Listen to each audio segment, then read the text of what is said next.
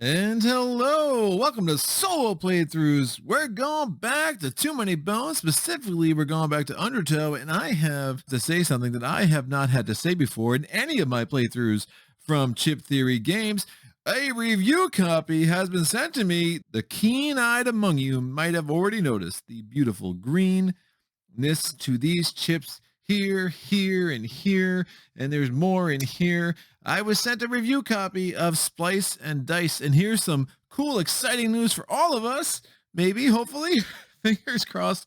I have not played a single game of Too Many Bones since receiving this review copy of Splice and Dice 2 days ago, and I am excited to just be surprised with some of the new baddies. There are dual type baddies that we will have some of. The number of Krellin and mechs are pretty much doubled. We went from 5 to 9. I know that's not exactly ×2 for all you math majors. Yes, you are totally correct, but it's close enough. And it just looks really cool. So I'm going to dig more into Splice and Dice of my own, but I did want to just throw the baddies in. The baddies are compatible with both Undertow and the base game. I have been pretty vocal in that I do not like to mix baddies between the two, but throwing the Splice and Dice baddies in for Undertow seemed like the right move for me today, especially until we get the 40 waves of Daelore. And I will also remind you that I will not get my additional baddies for the base game until I get my Hoppelmach's Victorian pledge, because I have ordered everything. So yes, I managed to show some restraint in my Chip Theory Games purchases in the last couple of years and did not buy Splice and Dice, and I do appreciate Chip Theory Games being gracious enough to complete my collection in a sense, because that was pretty much the only major thing I don't have yet. I don't have any of the promos and stuff like that. You know, I have some other stuff that may or may not exist that, you know, may or may not have taken some effort to get, and that's a thing, but it looks really cool. But I gotta tell you, just looking at what's in Splice and Dice, I've been really impressed already, and I haven't played a game with it yet. So hopefully my initial impressions, just looking at the content coming out of the box, will bear out in this playthrough here. And I'm not cursing a new baddie that's going to make my life miserable, but it does mean that there is going to be another sheet of keywords that I will have near the table to reference any new baddies that come out that might have a keyword I am not familiar with.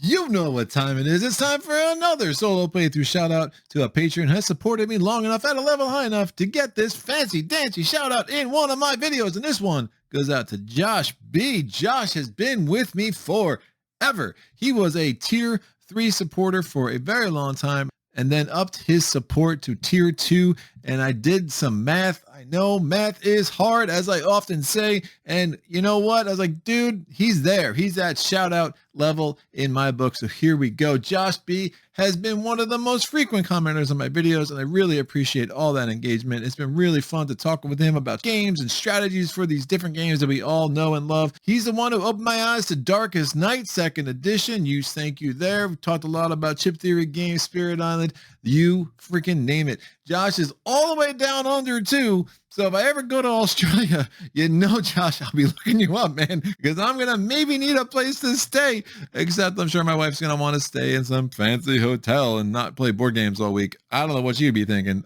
but yeah, if we're ever in Australia, probably better to do something that's not board games. But I digress. Josh has been so huge to be a steady supporter of this channel for so long now, and it is because of people like Josh that I can continue to invest the time and effort that I do into this channel to make it better and to continue to grow it. And not only as I repeatedly feature games that we love like Spirit Island and Mage Knight and Arkham Horror, the card game, and all the rest, but as we have continued to expand the solo playthroughs library with new games that you might never have heard of and might want to take a look at and see if it's another game that you want to add to your collection. So if you want to be like Josh and to continue to make the work that I do here possible, go on my Patreon page, see if there's a tier of support that makes sense for you.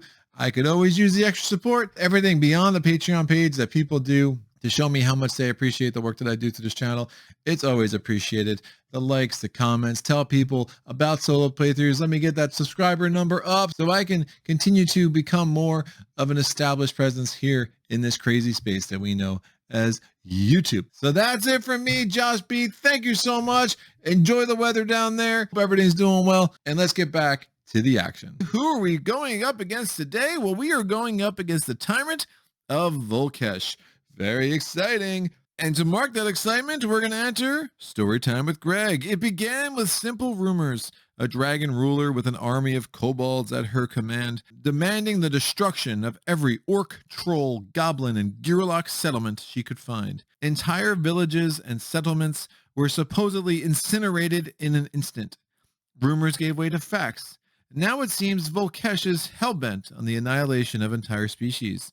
Reigning from atop Elder Point, her oft visible silhouette leaves most of southern Daelore in a constant state of fear. This is an 11-day tyrant. However, you only need 7 progress points to take on the joy of facing this dragon.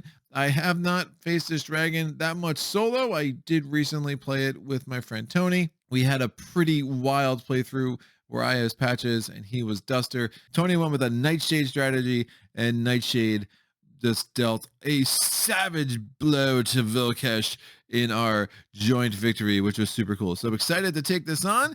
Patches is a pretty cool Gearloc. Got some crazy ideas going with it. We'll see how I decide to build it out today. Don't have a real clear plan going in, but we will figure it out. But I do need to do a lot of shuffling. That's right.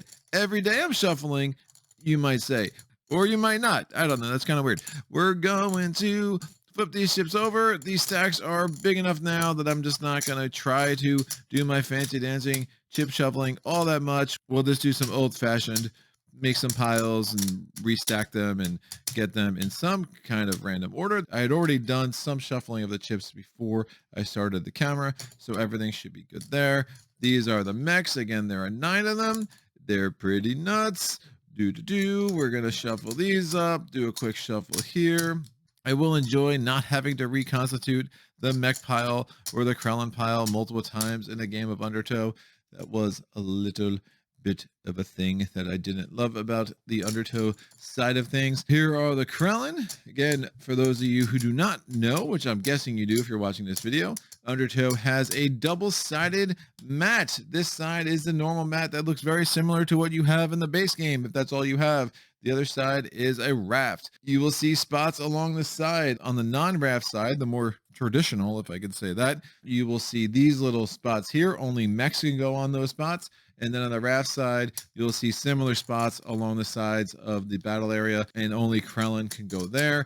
And there's a couple of little rules that go into what happens if a Gearloc ends up there, and some of the encounters force a Gearloc to start there, and that has some things. So if any of that comes up, we will obviously deal with it accordingly. Now I'm just shuffling up the 5 pointers.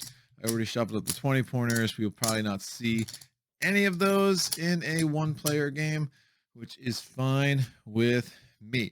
We have our wreckage ships. Again, we will need that on the raft side, and there are obstacles on the other side. So more likely to need this on the raft side, but we might need this on this side of the mat as well. We have 2 treasure dice here. That is a Undertow thing. We might have the opportunity to roll those dice at some point. Our lockpick dice and all the status dice.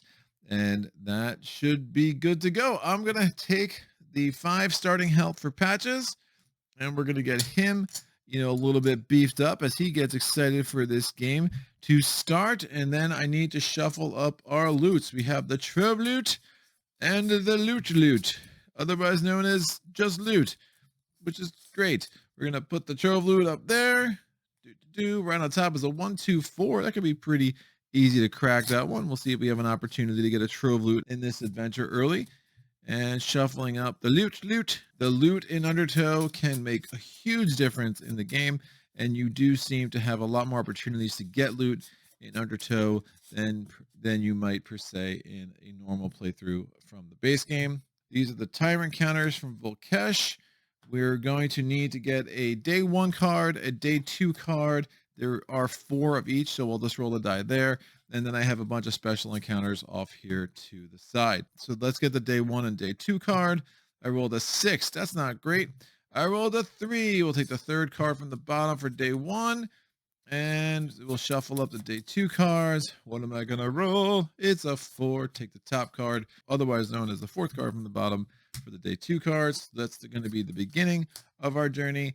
And now I'm going to shuffle up the solo encounters. There are 12 of them. And I'm going to take the number of days in this adventure, subtract 2, and that's how many cards I am going to take off of here. Again, it's subtract 2 with Undertow, subtract 3 with the base game. 1, 2, 3, 4, 5, 6, 7, 8, and 9. And then put the tyrant encounters on top of these, and special encounters 1 and 2 on top of that. And I will squeeze our encounter deck right there. I'm good to go. We're playing on legendary mode. We'll see how that goes for me today. So I'm not going to take any additional stat buffs. We're just going to get right into day 1. Let's do it. Your move. That's right. It is breathe.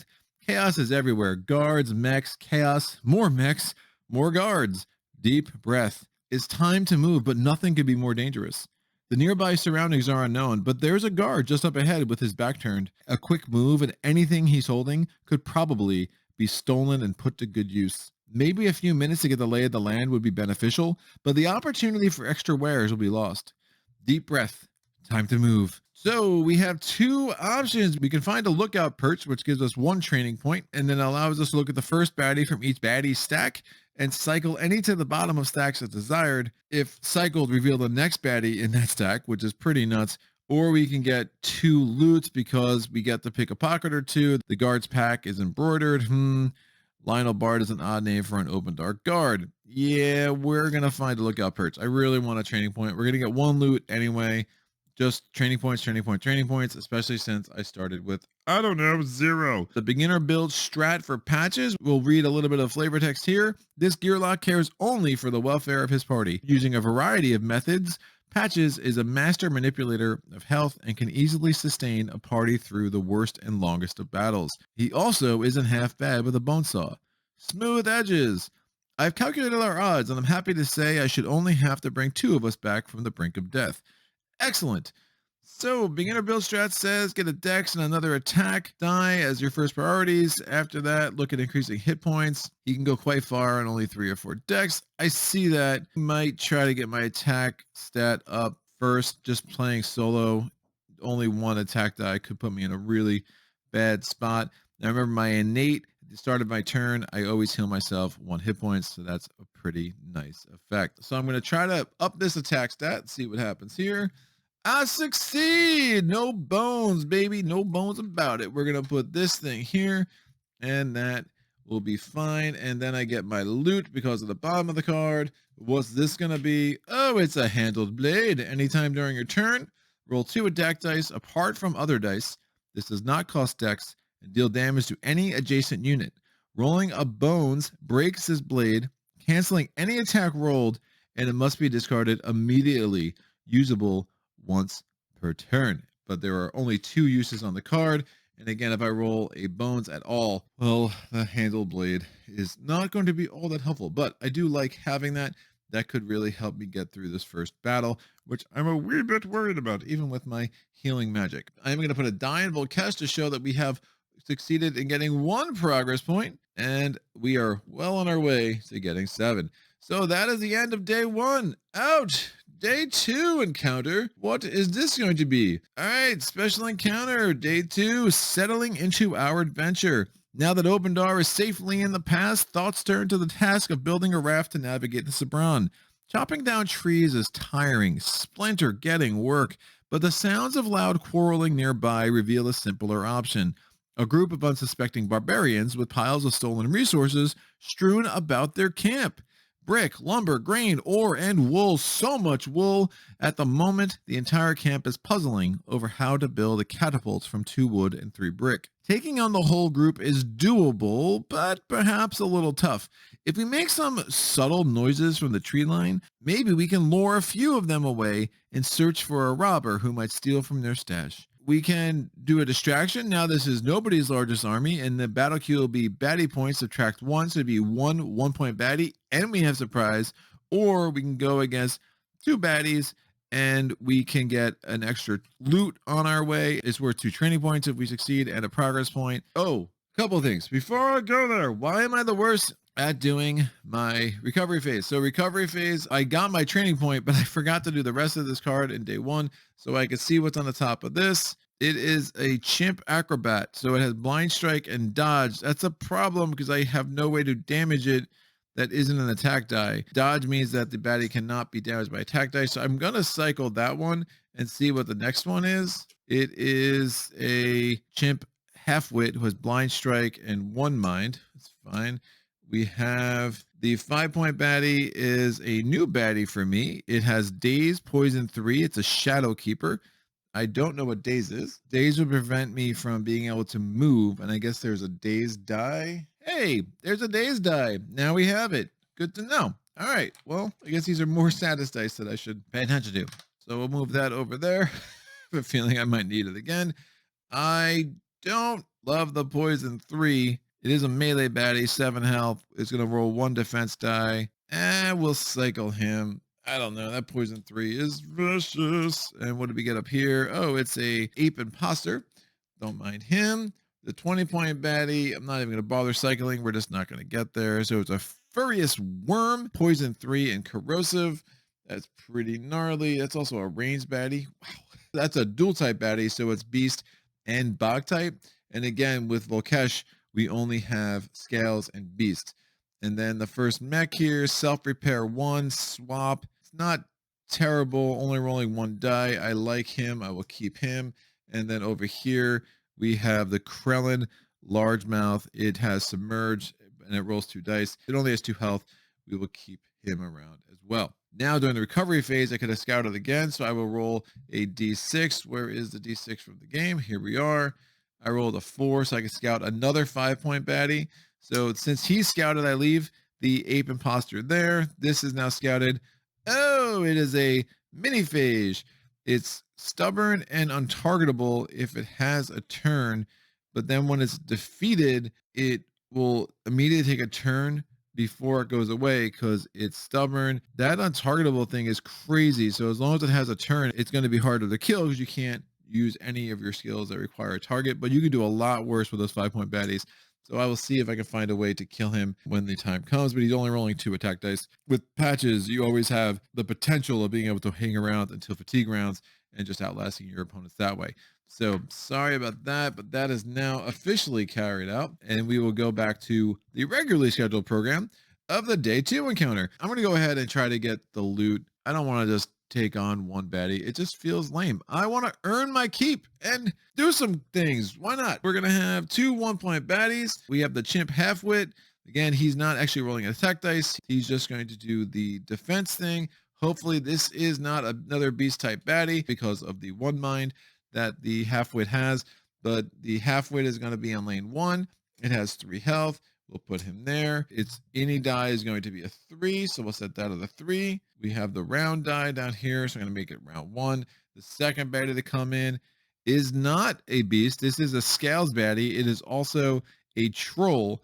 Again, the dual baddie types. It is a troubled troll bold. Say that 4 times fast. It only has 1 attack die, 1 defense die, but it also has daze, which again, if I am correct, means that if I am attacked by the troll bold, I will not be able to move until the end of my next turn, which, whatever. It's only rolling 1 attack dice. I heal 1 health a turn. What are you going to do to me, troll bold? Nothing. So lane 2, we get 4 health. We're going to put this sucker in the melee position there, and it also has a 3 on its any die. The half-wit's not gonna be that bad. That blind strike means it's gonna start doing some damage to the troll bold. I think I can just stand there and take the daze. Who really cares at this point? I'm gonna put that over there with this to indicate that I've chosen the second option, and I'm gonna roll my any die. I rolled a 4. I'm ahead of both of these suckers. So Patches is going to put himself on the board, and Patches is going to go right here. And on my turn, beginning of my turn, I heal 1. Obviously, I have nothing to heal. My dex is only 2. Let me roll 2 attack dice and get this troll bull down as much as I can. Bam! I rolled a bones and 1 damage. Awesome. So it looks like I'm not going to be moving for a while. That could actually be pretty bad because of the half-wit. Because if I'm not moving, that blind strike might actually really start eating into me, and I do not have any defense. So let me go ahead and use the first use of the handled blade. I'm only 2 attack dice. Don't roll a bones. Good. 2 damage. And the handled blade did not break. Attack was not canceled. And now the troll bold is going to be a deadbolt because the blind strike 1 is going to knock it out. We go to the half-wit's turn. The half-wit's blind strike 1 will trigger. It is just going to do 1 damage to the strongest adjacent unit, including Baddies. The Trollbold only had 1 health, but it was the strongest adjacent unit, so sorry, dude. And then the half-wit is going to move 2. It moves here. It does not attack. It still moves to get next to me. That was a rule I had wrong for a little bit. Baddies will always try to get next to you, and it is going to roll 1 defense die, and it rolled a 2. I was exhibiting some wishful thinking by just trying to put a 1 on it, but clearly the half-wit had other ideas. I'm going to go. I heal 1 at the beginning of my turn. Obviously, I can't. That blind strike is silly. It's just going to keep taking 1 health off me, and I'm going to keep putting 1 health on me. So we're just going to stand there and duel it out like our own little game of dangerous darts, which we all know that I have come to love and adore. Oh. Sorry, I can't help myself. I'm rolling these 2 attack dice. 2 damage. I took off its shield. The half-wit blind strikes. Bam. That's 1 coming off me. It's going to roll its attack die. It only has 1 defense now. We go to round 3. I heal up the 1 damage I lost from the blind strike. I'm using my 2 attack dice.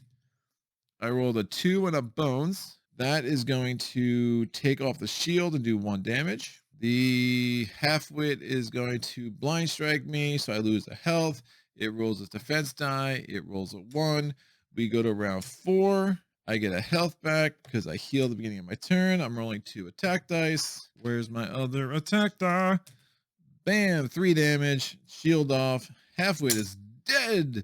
So I was not able to get a Fortune of Discovery. I was not able to get to my innate +1.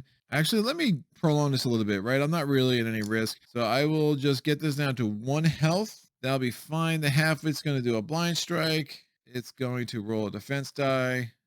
It has a 1. We go to round 5. I'm going to roll 1 attack die and 1 defense die and hope I get really lucky with bones here. I do get a health back. Bones! I got 1 bones. Well, I'm not going to get the Fortune of Discovery. I don't really want to start messing with fatigue. So I'm going to go ahead and just do a needle jab. So I'm going to stick the target for 2 damage. I did roll 1 attack on the attack die, and now the half-wit's dead. And I probably should have started rolling the defense die earlier, seeing how that was playing out to try to get to a Fortune of Discovery or that innate +1. That was a strategic error that was made by solo playthroughs. So starting off in great shape, kids. But what's going to happen? I'm going to get a loot. Bam, dragon scale.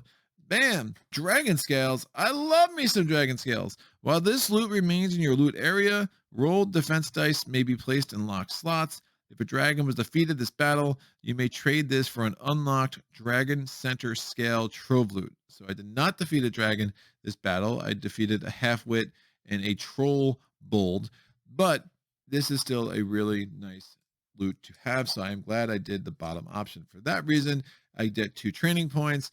I'm gonna take another dex and I'll take 1 more health as well. And then after this, we can start really doing medkit, fast hands, toxins, start doing some skills in earnest now. But kind of like where we're at, got some 3 decks, got 2 attack dice, I got some dragon scales, we got a handled blade.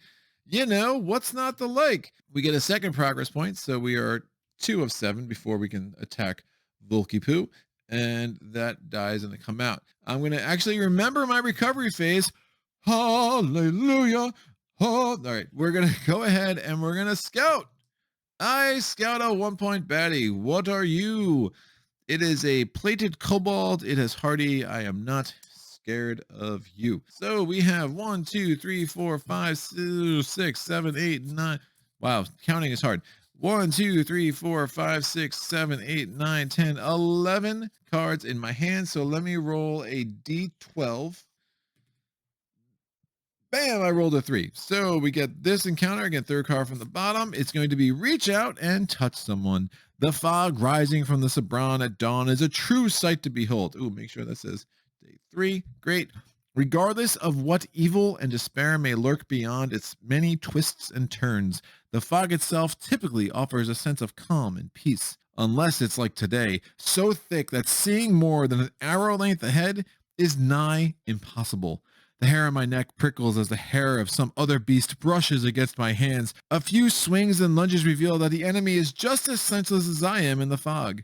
As the hour rolls on, however, the fog may lift, and I may be in over my head.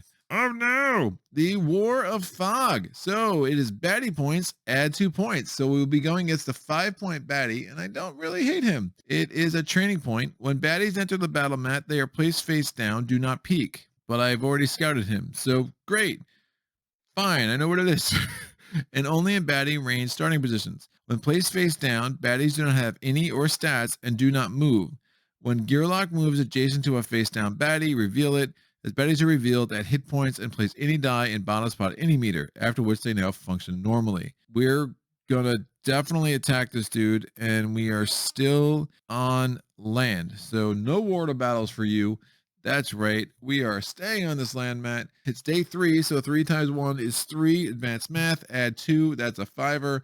We've already scouted him, so I assume we put him in play. That's cool. He's going to go face down. I'm going to pretend like I don't know what it is, and he's going to go in the range position there. I'm going to put myself in the melee starting position for a Gearloc and go there. We have the round die is here, so round 1. I'm going to roll my any die just for kicks. That's a 4. This die is going to come in when I go adjacent to that baddie. I could delay this a little bit, but I don't see the point. Let's go attacking, right? Just get up in there. I'm going to move 1. Oh no, he reveals, and he takes the bottom spot in the inning meter. So he will attack this turn, and hopefully he does not do much of this untargetable garbage. So he goes there. He has 5 health. I have 2 more decks. I will roll a defense die and an attack die, and we're putting the ape imposters die in the inning meter to the right of mine. So what did I roll? Well, 2 defense and 1 damage. That's nice. I will take the 2 defense for sure. I will put it on my lock slot because I can. We're now going to go to the ape's turn. The ape is rolling 2 attack dice and 1 defense die. Again, it has 1 mind. That's only relevant if there are other beast type baddies on the battle mat. Clearly, there are not. He rolls. The ape gets 2 damage, so my defense comes down. He did not roll a bone, so he is not untargetable, and that is going to be 1 shield on the ape. We go to round 2. I have 3 decks. I'm adjacent. I'm rolling 2 attack dice and 1 defense die. Here we go. Wow, rolling good. Rolling good early. Good to see. Take the defense off. I do 1 damage because I rolled 2 attack total, and I have 2 defense, which I'll put in the lock slot thanks to the dragon scales. The monkey is now going to roll. It's rolling 2 attack dice and 1 defense die again. It again did not bones, which is great. It does 2 damage to me, so my shield comes out and it gets a shield of 1. So it was the same roll it had last time. We go to round 3. So still haven't needed to use my healing abilities. I'm attacking with 2 attack and 1 defense. It's like another mini game of dangerous starts right now.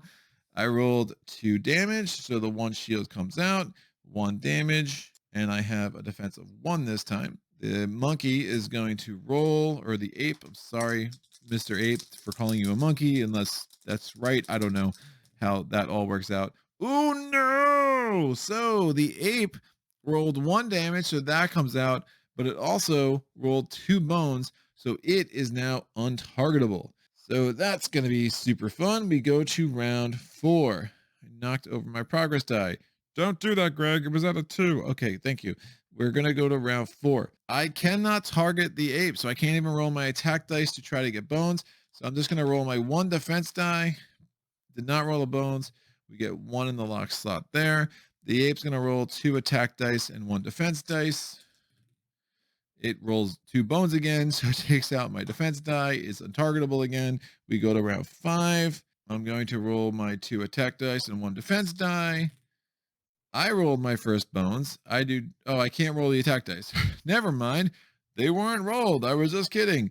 The monkey's going to roll 2 attack die and a defense die. It did not roll a bones this time, so it gets a shield on it. The untargetable tie comes down, and then it does 2 damage to me. We go to the first fatigue round. Now, in Undertow, all units now can move diagonally during fatigue. Everyone takes 1 true damage. I'm down to 4 health or 3 health. It's like 4, just 1 less. My turn. I heal 1. And then I'm going to attack with 2 attack dice and 1 defense die. I rolled another bones. I'm going to take that out to heal 1 using my backup plan. Gets me up to 5, and those 2 damage are enough to kill the ape. Success is ours, ladies and gentlemen. Look at us go.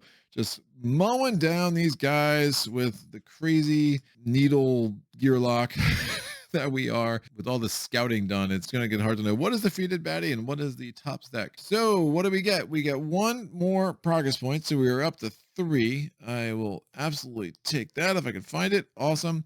We're going to get another loot from the bottom here. That comes out. It is a malfunctioning mech. Increase your dex by 2 for this turn. If you reduce the hit points of a mech this turn, this loot is not discarded and may be used again.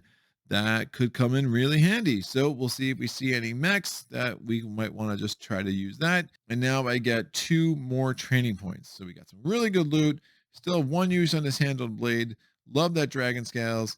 I'm going to try to make more use of the dragon scales. Do think getting a 2nd defense die might make some sense. No, I want to start developing some things here. Solo is like such a different game. I mean, I really should try to get my attack up as we get into day 4. Another attack and a med kit could come in handy. Let's try it. Trying to train attack. I succeed.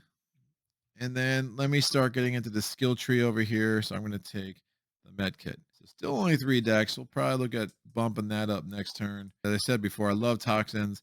I know the first time I put patches on the channel, I tried to do a lot with a stim stacker profession. Might be going a different direction with this playthrough just because I feel like it. So patches comes back. I'm at 5 health. Remember, I'm going to heal 1 on my first turn, but everything already has a scouted unit at the top. Let's go ahead and take a health. Remember, one of the cool things about the dragon scales is that if you have any defense left over in your locked slots at the end of a battle, you can keep it between battles. It's a really nice little wrinkle. The defense die I rolled on the last turn was a bones, so it didn't do much for me in that sense. You know what? I'm not going to take that 1 health. I'll go ahead and scout again. I rolled a 4, so let's scout the 5-point baddie stack. So we already know that the mini phage is on top. After that, we have the primate trapsmith. It has a trap. It's got blind strike 1. It rolls 3 attack dice.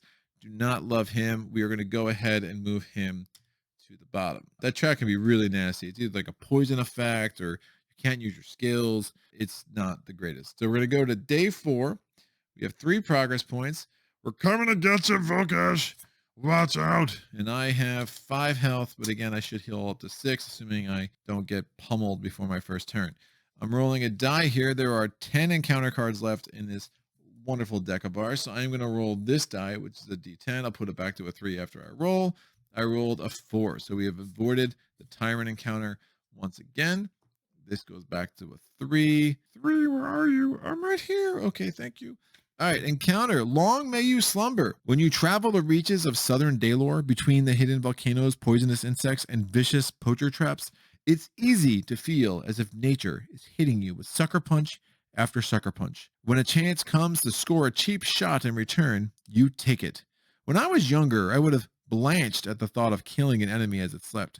But I know these dozing marauders would do the same to me with a smile on their faces. If I'm quick and quiet, I can dispatch them and be on my way with their loot, minus the smile, of course. So I can work quickly, tread lightly. So baddie points will be 4 plus 3, so it'll be a 7 plus add a mech. Yikes! Non-mechs starting on the battle mat or sleeping place a stun effect die on each. Damage dealt from attack dice to a sleeping baddie is doubled. Sleeping baddies will wake, remove stun effect dice the moment any dice are applied to them or when they lose hit points. All baddies will wake if a Gearloc gains 2 or more bones in 1 turn, or if a non-mech is awake at the end of a round. Or give them a fighting chance. Baddie points would be 4. Add a mech. Gearloc has surprise. I know the mech has swap. The mini phage won't be untargetable. If my damage is dealt, I should be able to kill them pretty easily. And then I just have 2 1-pointers. The one's hardy, so obviously he's going to be awakened because I'm not going to be able to kill him all at once. Doubling damage was hardy is still going to be 1. But I kind of like option 1 for this specific arrangement of baddies. 4 1-pointers and a mech, or a 5-pointer, 2 1-pointers and a mech. The 4 1-pointers could get pretty nasty. This malfunctioning mech thing is pretty sick. I actually have to reduce the hit points of a mech to use malfunctioning mech, and if I attack this dude and don't get through his 3 armor, I'm going to lose it. So I should try to get that armor down, and then I could go ahead and use malfunctioning mech when it only has like 1 or 2 shields, because it's only self-repair 1 on the mech darter. So I'm going to roll my any die. I rolled a 3.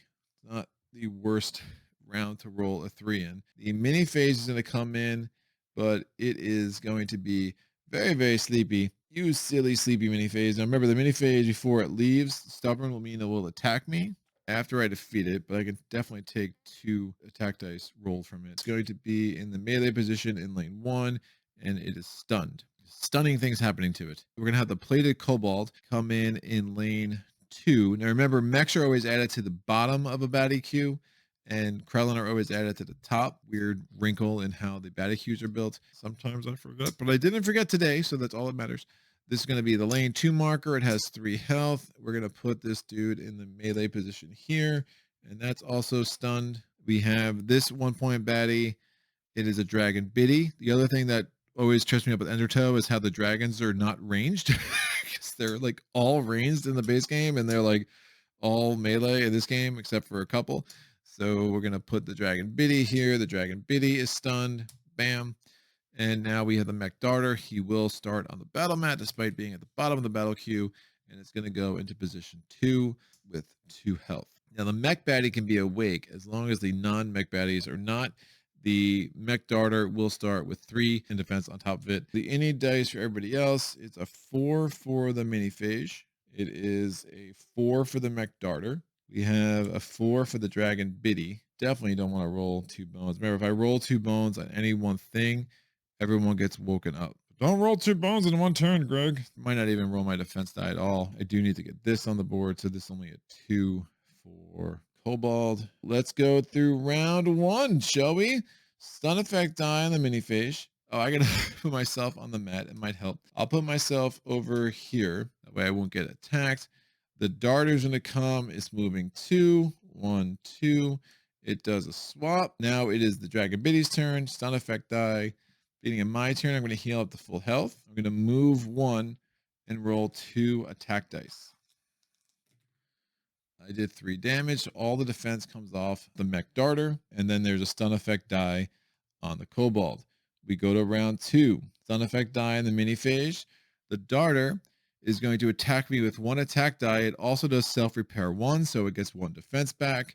The 1 attack die, it boneses, so it does not do any damage, but it still swaps. I'm going to give myself 2 more decks with the malfunctioning mech. So I'm going to roll 3 attack dice. Oh, no, I don't want to do that. I don't want to do that because I don't want to risk rolling 2 bones. So I'm rolling 3 attack dice. Please do not roll 2 bones, because then everyone will wake up and they're all going to smash me, and I'll be very sad. So 3 attack dice. 4 damage. We have killed the mech darter. Thank you for playing. You are no longer our concern. And then the kobold's gonna go. Kobold has a stun effect die. Round 3, stun effect die the mini phage. Try to take out the biddy because I don't want to deal with its weaken.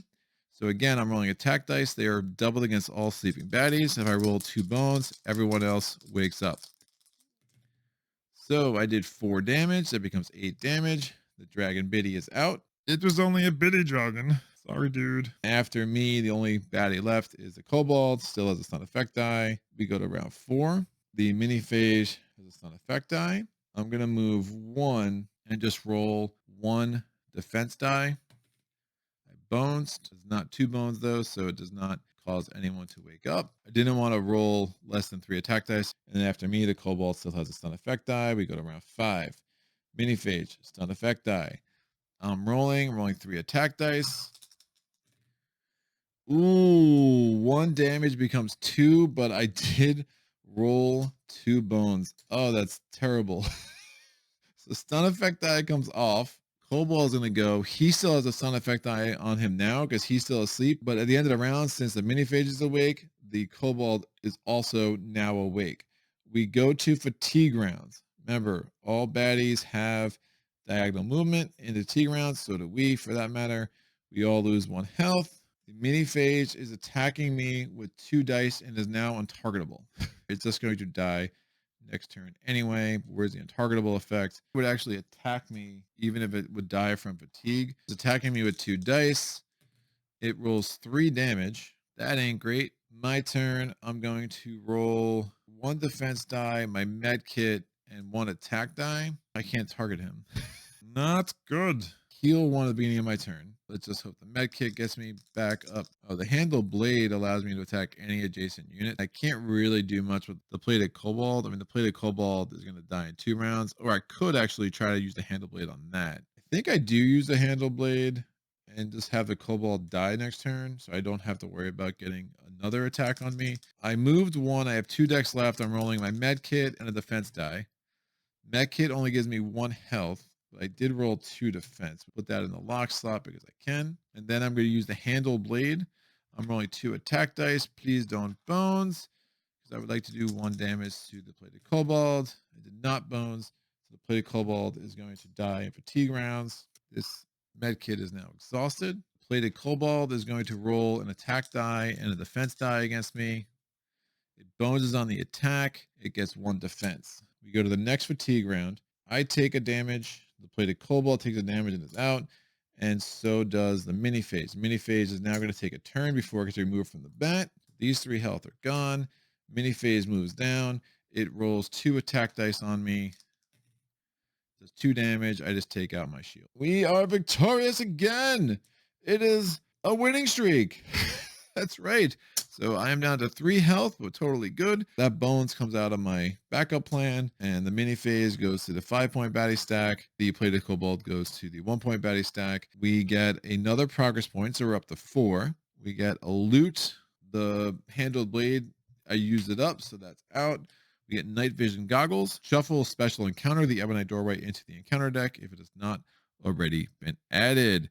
Due to the doorway's unique heat signature, these goggles are practically cheating, says Tink.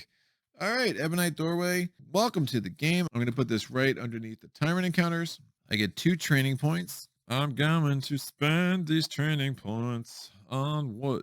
So with so many dodge enemies, and now the mini phage is untargetable. We probably won't see him again, though. The Bonesaw makes a little bit of sense. Maybe I do Bonesaw and Simcant. I probably should take another Dex, too.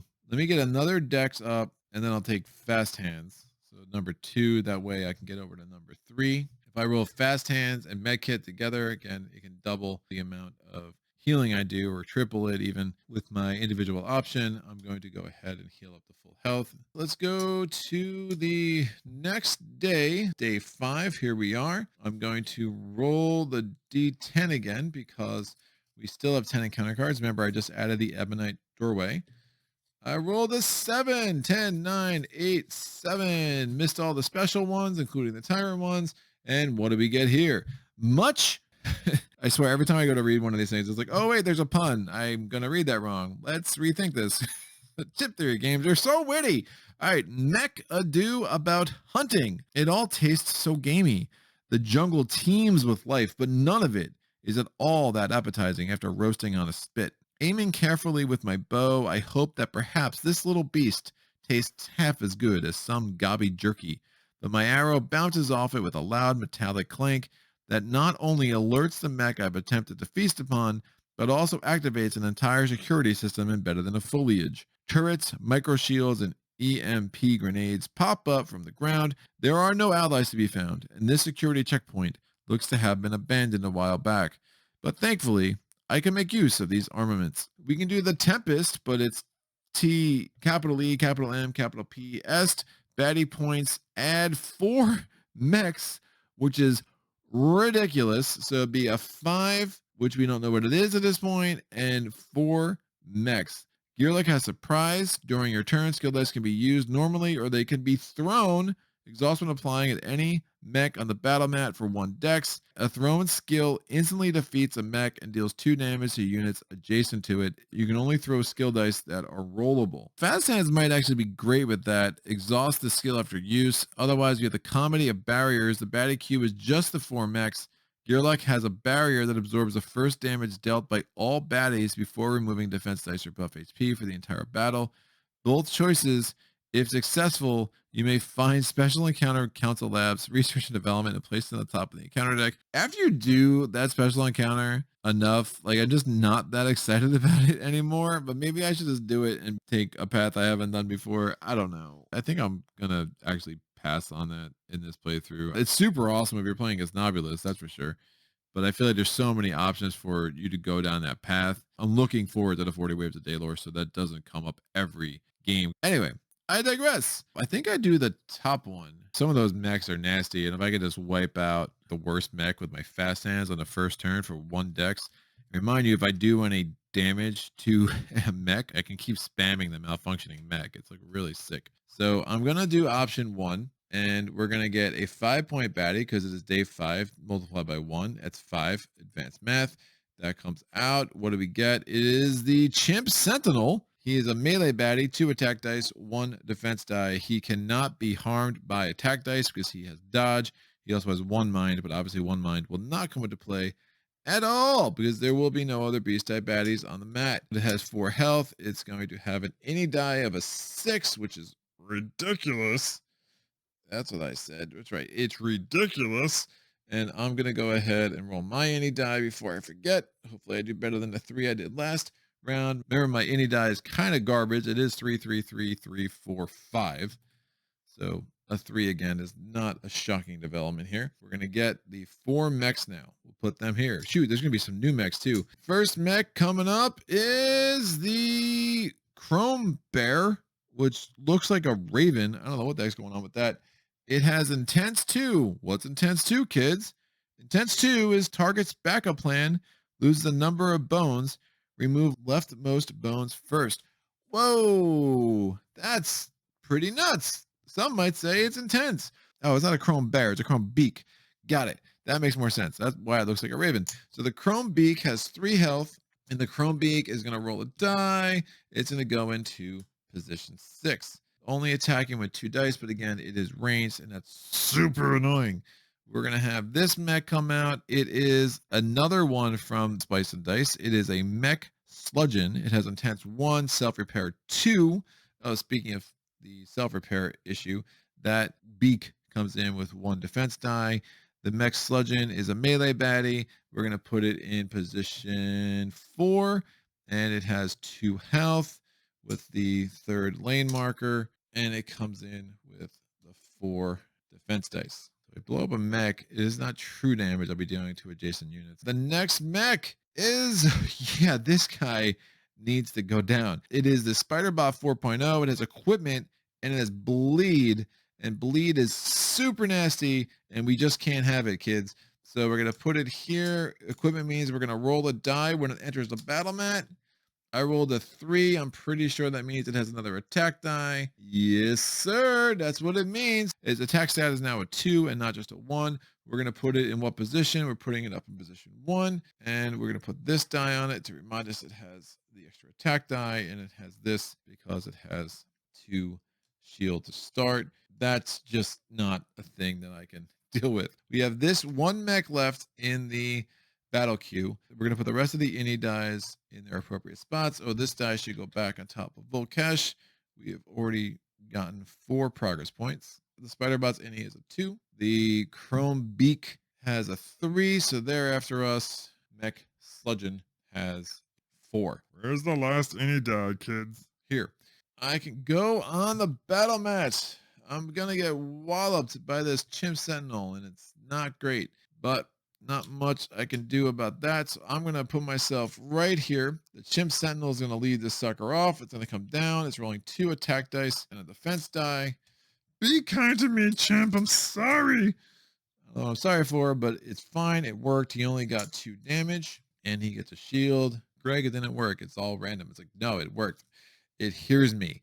I'm going to go. I'm going to give myself 2 extra dex this turn because I know I'm reducing the health of a mech. I can't actually damage him. Awful. So my dex is virtually a 6 this turn. I'm going to roll 3 attack dice anyway, just to maximize my chances of getting some bones. So 3 attack dice one defense die, and then I'm throwing fast hands at the mech that would make me bleed because that's just not nice of him of doing that. I'm probably gonna throw a mech kit at the other one next turn because that's also a ranged baddie. That doesn't make me happy. I do heal one though, so don't forget that ability. So I'm rolling 5 dice. It's crazy, but it's a thing that I can do because of the malfunctioning mech. Bam, I don't even know why I rolled that. That should just go here. It's exhausted. So I targeted this dude, so I can roll those attack dice. I just can't do damage to him, but I still can target him. I get 2 bones, not the greatest roll ever, but I did manage to defeat this mech over here. And now we have another mech who will be coming on the board. Next turn, at least we don't have to worry about the bleed skill, which is really gross. I could heal myself 1. I don't think it makes sense to. Did have 1 more dex, but there's no point in me moving. I'm just going to get walloped by this chimp sentinel again. Needle jab's nice. I could get 2 damage on it that way. It's a slow way of taking that dude down. It's definitely an argument for toxins. Malfunctioning mech stays with me because I did reduce the health of a baddie. The sludgeon is going to move to try to attack me. We'll try to have it come here. 1, 2, 3, 4. 1, 2, 3, 4, 5. Oh, it actually needs to go up here. So it's going 1, 2. That's its closest path. It doesn't actually get to me though. And then the beak is going to attack me. It is a ranged baddie. Oh, it's going to make me lose my bones. No! All right. Intense is a new skill for me, guys. So I will just exhaust those bones and do the heal 1 because the beak was just going to take those bones out if I didn't. And that just wouldn't have made any sense. So the beak is going to attack me with 2 attack dice. It does 3 damage. Oh no. I could easily not make this. Yeah, bonesing on my defense die is not the way you want to play this game. All right, we go to round 2. So if the chimp rolls 3 damage, we don't have to worry about all my hemming and hawing about whether or not I should do that special thing. Problem is now I'm going to have to use the med kit to heal where I was hoping to kill another mech. The mech swarm has assault and self-repair. It comes in with 1 thing on it. What spot is it going to be on? It's going to be on 4. It's going to be at the bottom of the innie meter. And we'll see if this chimp wipes me out. It's rolling 2 attack dice. I only have 3 health. It only does 1 damage and rolls a bones. I heal that 1 damage at the beginning of my turn.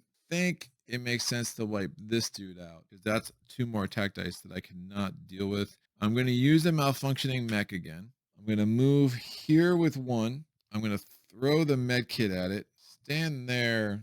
This dude won't be able to get to me. I have to kill that mech. If I get myself 6 decks because of the malfunctioning mech, I'm going to move 1, 2, 3. I have 3 more decks. I only need 2 because 1 dex throws the thing. 1 dex for me to roll a defense die. I'm throwing the med kit at the beak. The beak is dead. I do 2 damage to an adjacent unit. So I did manage to get the mech swarm down to 3 health instead of 4. This mech is out and I'm rolling my defense die. Don't bones. Good. 1 defense will be nice. Beak is done. So no more 2 attack dice and intense 2 from afar anymore. The sludgeon is going to move in here and cut off the chimp, which is huge. Sludgeon is rolling 1 attack die. It has a tense 1. What does it roll? It rolls a bones. Thank you. Bonesing is good when you are getting attacked. The mech swarm is going to move 1, 2. We're going to go to round 3. The mech swarm also repaired 1. I have no more dice to throw at these things. I have the malfunctioning mech back. Chimp's going to move 1, 2. My turn. I heal again. Wee bit healthier. I'm going to move 1, 2. I only have 2 more decks. If I use the malfunctioning mechs, the problem is he's got 4 shield, which is just ridiculous. I think I go after the swarm. So this isn't a lock slot, so I actually can roll another defense die. Let's do that. Remember, bones are going to get taken away from me by the sludgeon. At least 1 bones will be taken away. I'm going to move here with 1 dex. I'm going to use malfunctioning mech. I have 5 more decks. I'm rolling all 3 of my attack dice and a defense die against that dude. You know what? This chimp, when he went to attack me, it's totally illegal. He's going to move 1, 2. Either path is valid. Actually, it doesn't matter. He's still going to be able to attack me on his turn. A big roll now will go a long way. So just give me 4 attack. Oh, another defense is great. I did 3 damage to the mech, so I get the malfunctioning mech back. A 1 and 2 bones would have been awful. So this assault mech is only down to 1. Now remember, the mechs are immune to fatigue, so I definitely have some hurdles, to say the least. This dude's going to move up. I don't have any bones to lose. It's attacking me with 1 attack die again. I wouldn't mind another bones. Bones! Or 2. It's just, just the opposite of the bones. It's great. The mech swarm is now doing repair 1. It's attacking me with 1 attack die. It does 1 damage. So this defense goes away. Now we go to round 4. I am surrounded. It's not good. I have literally no way of getting out of there. The chimp is going to roll 2 attack die. So I would like a bones and a 1, or 2 1s isn't awful. So I lose 2 health. I immediately get 1 back. I would like, I don't know what I would like. I would like a 2 defense, 2 bones, and a 2 1 on attack die, please. No, I got the 1 bones, which is a total waste. For 3 damage is enough to defeat this mech. Super bad. I am probably not going to make it. Oh, bonesing on my defense die. I had 3 defense. They rolled a 2 and a 1. Oh, it took a turn. I thought we were good for a second, and then it just decidedly got bad. So I'm going to lose this bones because the sludgeon's attacking me. Please roll a bone, Sludgeon. Ugh. 1 damage. I need the chimp to roll a bones or I'm totally toast my ghost. Bones, please. Ugh. 3 damage. All right. We lose. So I don't have anything to lose. I don't lose anything unlocked. I was basically a sitting duck by the end of that, unfortunately. So I am knocked out. I do not get the 2 training points and the loot that I really wanted. And we're going to put this chimp on the bottom. And we're going to put this sludgeon on the bottom of the mech stack. These come out. My individual option, obviously, is I'm going to just recover. That's why sometimes I really like to get toxins early. It just gives you another way to get damage on some of these baddies. That chimp just was a really unlucky draw because I just wasn't able to take advantage of my 3 attack at all. We go to day 6. We still have 4 progress points. This is going to be out. And I have 9 cards left here. So let me roll this D10. I rolled 8. And of course, we follow up a loss with the exact thing we wanted to see, which was a tyrant encounter. Yikes. Hold on to your butts. Let's go. Dragon Force. The poor human never stood a chance. He flails helplessly as Vol'Kesh's tail sends him sailing into the rocks. Her rainbow flames follow soon after, leaving nothing but his helmet. The ruler of Elder Point roars, her head pointed to the sky. Another foolish human gone.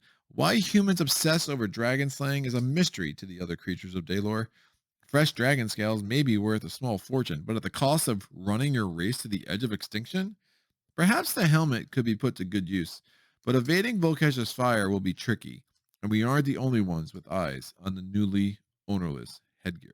So we can deal with opposition. We can do a battle, will be baddie points, add a number of mechs equal to party size, so it'll be a 5er, a 1er, and a mech.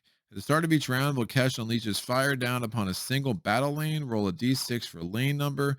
5 equals lane 1 and 6 equals lane 2. So obviously you want to spend more time in 3 or 4. Your half is likely to be hit. Fire does not reach lane until the end of the round. When it does, deal 3 damage to all units in lane. Oh, so you actually see where it's coming. That's cool. All right, head for the helmet. So it's the same battle queue. It's baddie points. Add the number of mechs equal to party size. At the start of each round, Vol'Kesh ignites strongest 2 units on battle mat, deal 2 true damage. Choose a Gearloc to wear the helmet. This Gearloc ignores true damage. If Gearloc wearing the helmet is not defeated, you discard his loot. Dragon skin helmet. This unit is immune to Vol'Kesh's tyrant die. Set of blades effects permanent. Oh, I mean, that's huge true solo, right? Yeah. I'm going to choose myself to wear the helmet and not be defeated. I like it. We get to ignore Vol'Kesh's tyrant die. Yeah, that's just a thing that we have to do. So we are getting a 5-pointer, a 1-pointer, and a mech. Please win this one. All right. It is a dual class baddie. It is a troll and it is a beast. Aggressive geophage. It is stout, treasure, and thick skin. I don't know what stout is. Learning on the fly, kids. That's what's happening here. Stout is the unit's last hit points can only be removed by fatigue. Well, that's fantastic. So glad to hear it. So that's a cool skill, but whoa. The good thing is that Vol'Kesh is going to do a lot of the damage on this dude as this battle progresses. So he's going to go into lane 1. He's melee, 2 attack dice, 1 defense die, and it has a 3 on its any die. That's going to go up there, round 1. So no wrath battles today, kids. We are sticking to the ground. Don't have our sea legs under us at this point. We're going to get a 1-point baddie and a mech. That's going to be the whole battle queue. Remember, the mech will go on the bottom. We get the Neanderthal. So punny again. And it's going to have confuse. I'm the one who's confused. That's a thing. Confuse means that we're going to place the confuse effect die on target. If this effect is already there, remove it. Units attack stat and defense stat are swapped. Well, that's not awful, I don't think, especially since I can't kill this dude to fatigue. Anyway, yeah, let's get confused, people. Why not? This is going to go here. It has 3 health. The confuse stat effect die looks like a confused person. Of course it does. We're going to go to the 3-point baddie. It is intense self-repair. It is a mech Polaris. It's going to come in with 2 defense. It's only rolling 1 attack die. That intense stuff is for the birds, I tell you. And that comes in.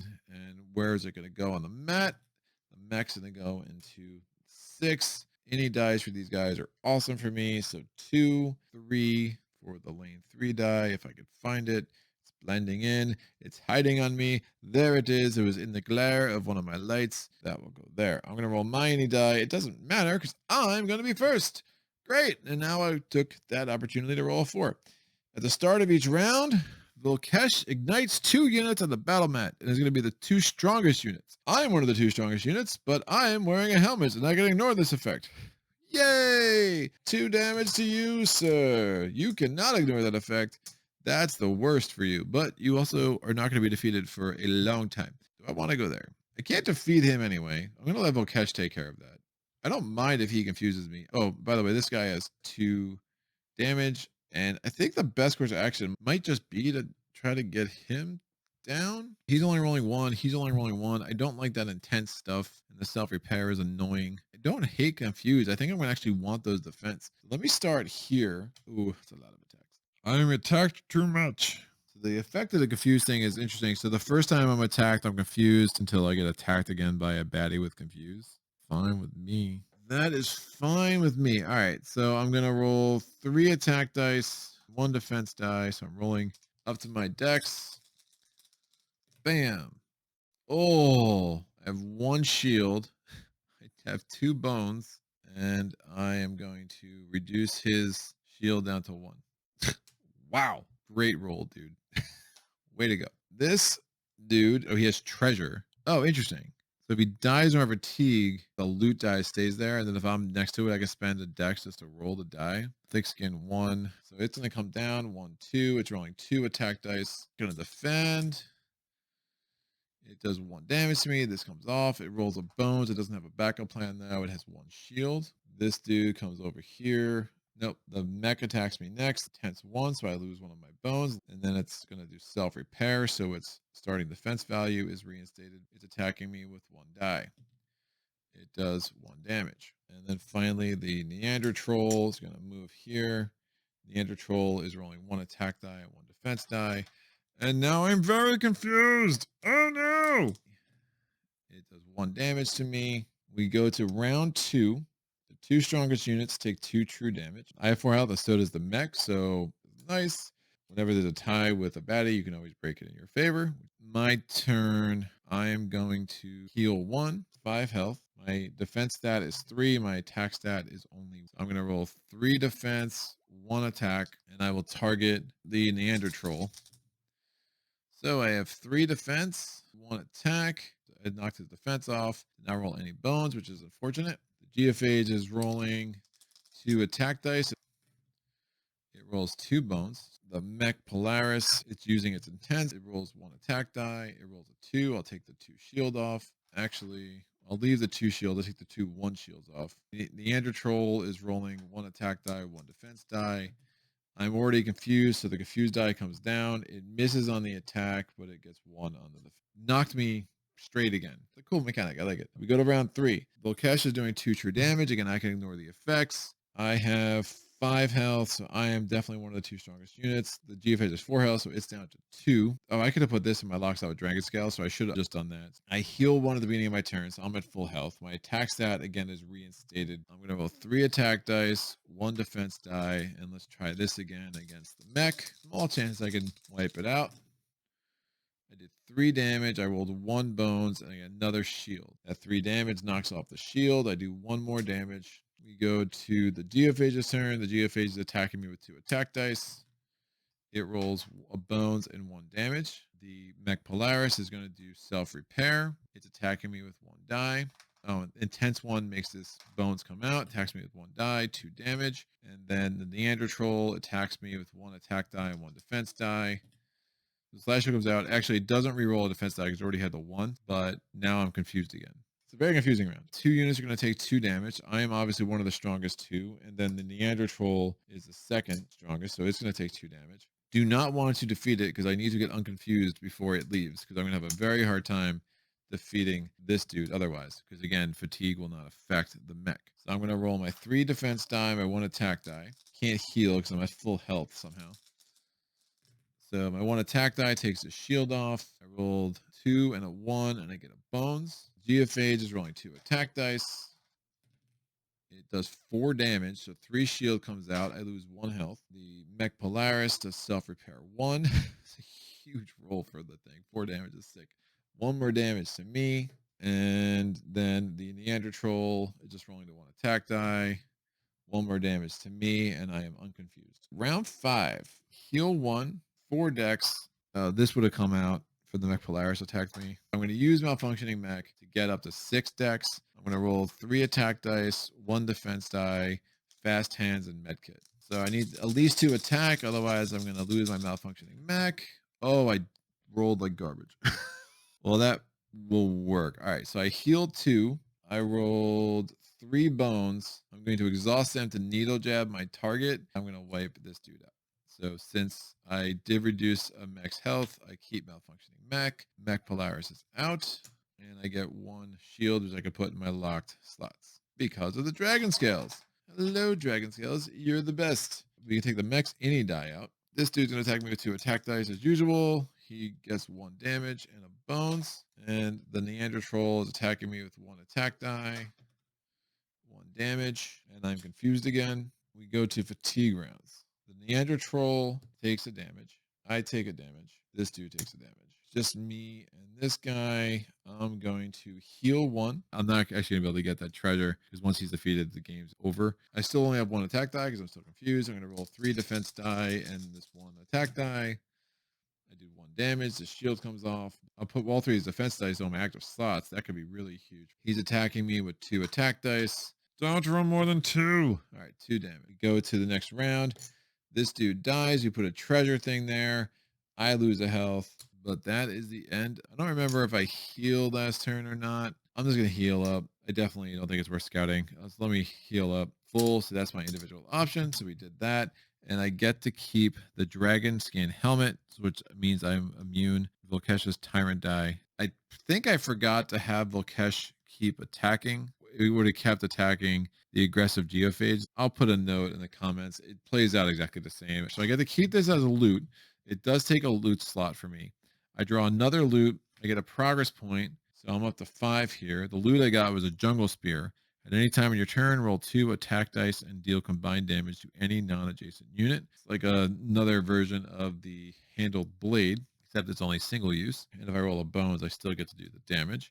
I get 2 training points. I have my fast hands. I have my med kit. Do want to get the bone saw. Think I take the toxins. Just give me some other opportunities to wipe some dudes out. Between health, dex, and the stim stacker, I think that's going to be pretty much where I'm going. So this defense die stays in my active slots, which is great. I'm up to 9 training points now. Take these out.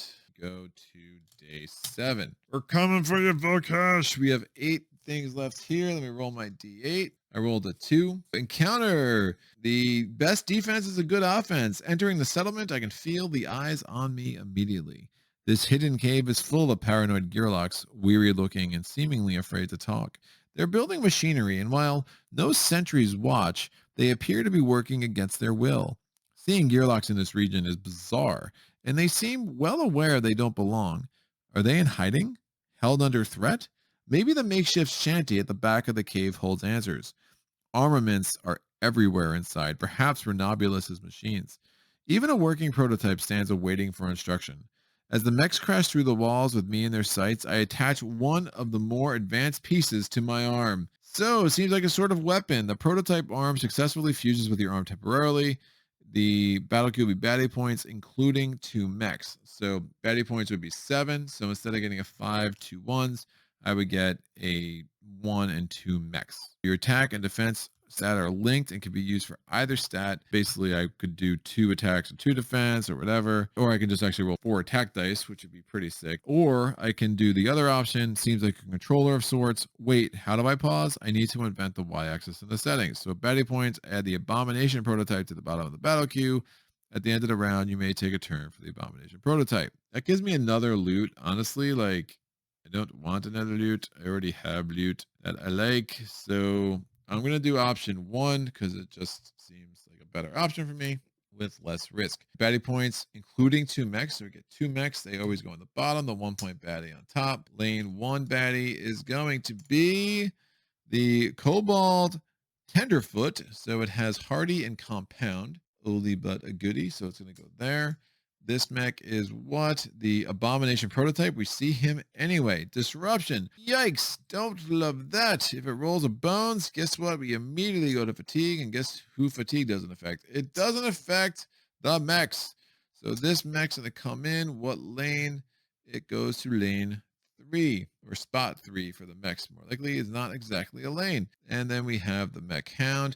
It has swap. Also has disruption. And it's rolling 2 attack dice. So lots of risk of disruption there.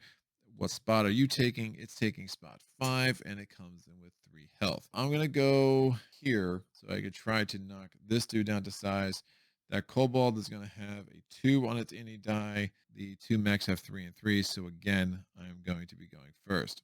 3 for that, or the abomination prototype. Where are you, round marker? I miss you already. The round marker's over here. Bonesaw, what's that going to do for me? I can just do melee damage to my target. So if I'm attacking a mech, I mean, really, I can use malfunctioning mech and roll 4 attack dice because of this option I chose. Because again, my attack stat and defense stat are fused. And then also roll the Bonesaw. Well, I did roll a 3. I am at the top of the enemy meter still. So I'm going to move here with 1 dex. I'm going to roll the toxins, 2 attack dice. It uses all 4 of my dexterity. Bam.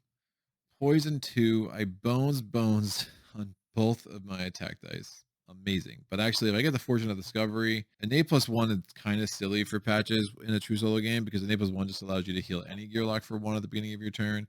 But it does also permanently increase your hit point stat. That's like a nice training point bonus. But honestly, Fortune of Discovery would make me pretty happy right now. Either way, I put a Poison 2 on top of the Kobold, and I got 2 bones. And I didn't re-roll a defense. I still have that defense from the last battle. My turn is over. The Abomination prototype is going to move 2. The shortest path to me would be here, so it's going to go 1, 2. The mech hybrid is also trying to get there, so it's going to move 1, 2, and then it swaps. And then the Kobold takes 1 damage. The poison die tickles down, and it moves 1, 2. Round 2. Did forget the defense for the mechs. Let me attack the Abomination prototype. I'm going to use a malfunctioning mech. I'm going to use all my attack and defense stats as attack stats, and I will roll a Bonesaw as well. Let's just wipe this dude out. So 3 melee damage, +1, +1, +1. That's 5 damage, and I also get another bones. So I have destroyed the Abomination prototype. Kobold is going to be defeated at the beginning of its turn because of the poison effect. They're out, and then this mech's going to come down, so we are risking disruption. It's rolling 2 attack dice against me.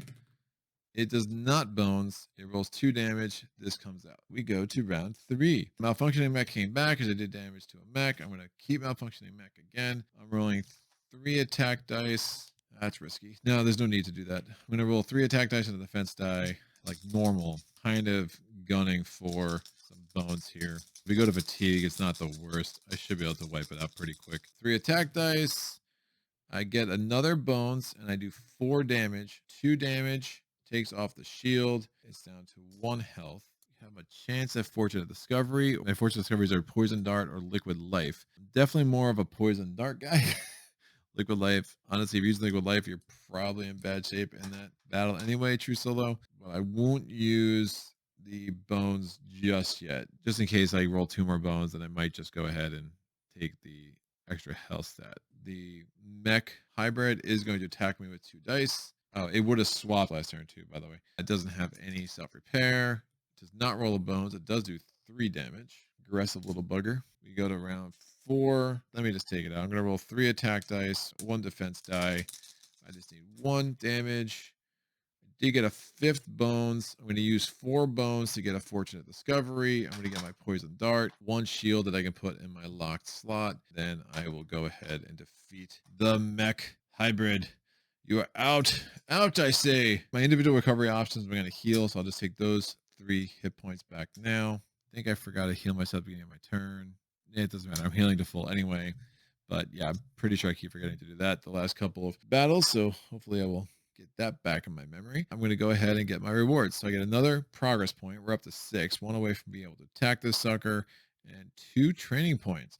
With that 2 training points, I think I finally start on the stim stacker profession. So I'm going to get this up to a 9. I'm going to get my toxins back. I'll get the bone saw back. And let me get my dex up to 5. Poison dart, the bone saw, the toxins, a lot of extra dice I want to roll. Again, the George A rule of thumb, you want your attack stat plus your defense stat plus 1 is a good rule of thumb for where you want your dex to be. And I think true solo, I like to bump it up even 1 or 2 above that. See if I can get that up even 1 or 2 more. Giant dragon who breathes fire. We are immune to their set of blaze effects, so we have that going for us. Let's go on. We're going to day 8. 1, 2, 3, 4, 5, 6, 7 cards left. We still have the Ebonite doorway in there. Can we get it? What is happening? I rolled an 8. No. Oh, we only have 7 left, right? 1, 2, 3, 4, 5. Yeah, so that misses us. And why am I rolling a d12? That's silly. Let me roll a d8. It's better. I don't know. Still random. 4. We have the Hanging with the Guys.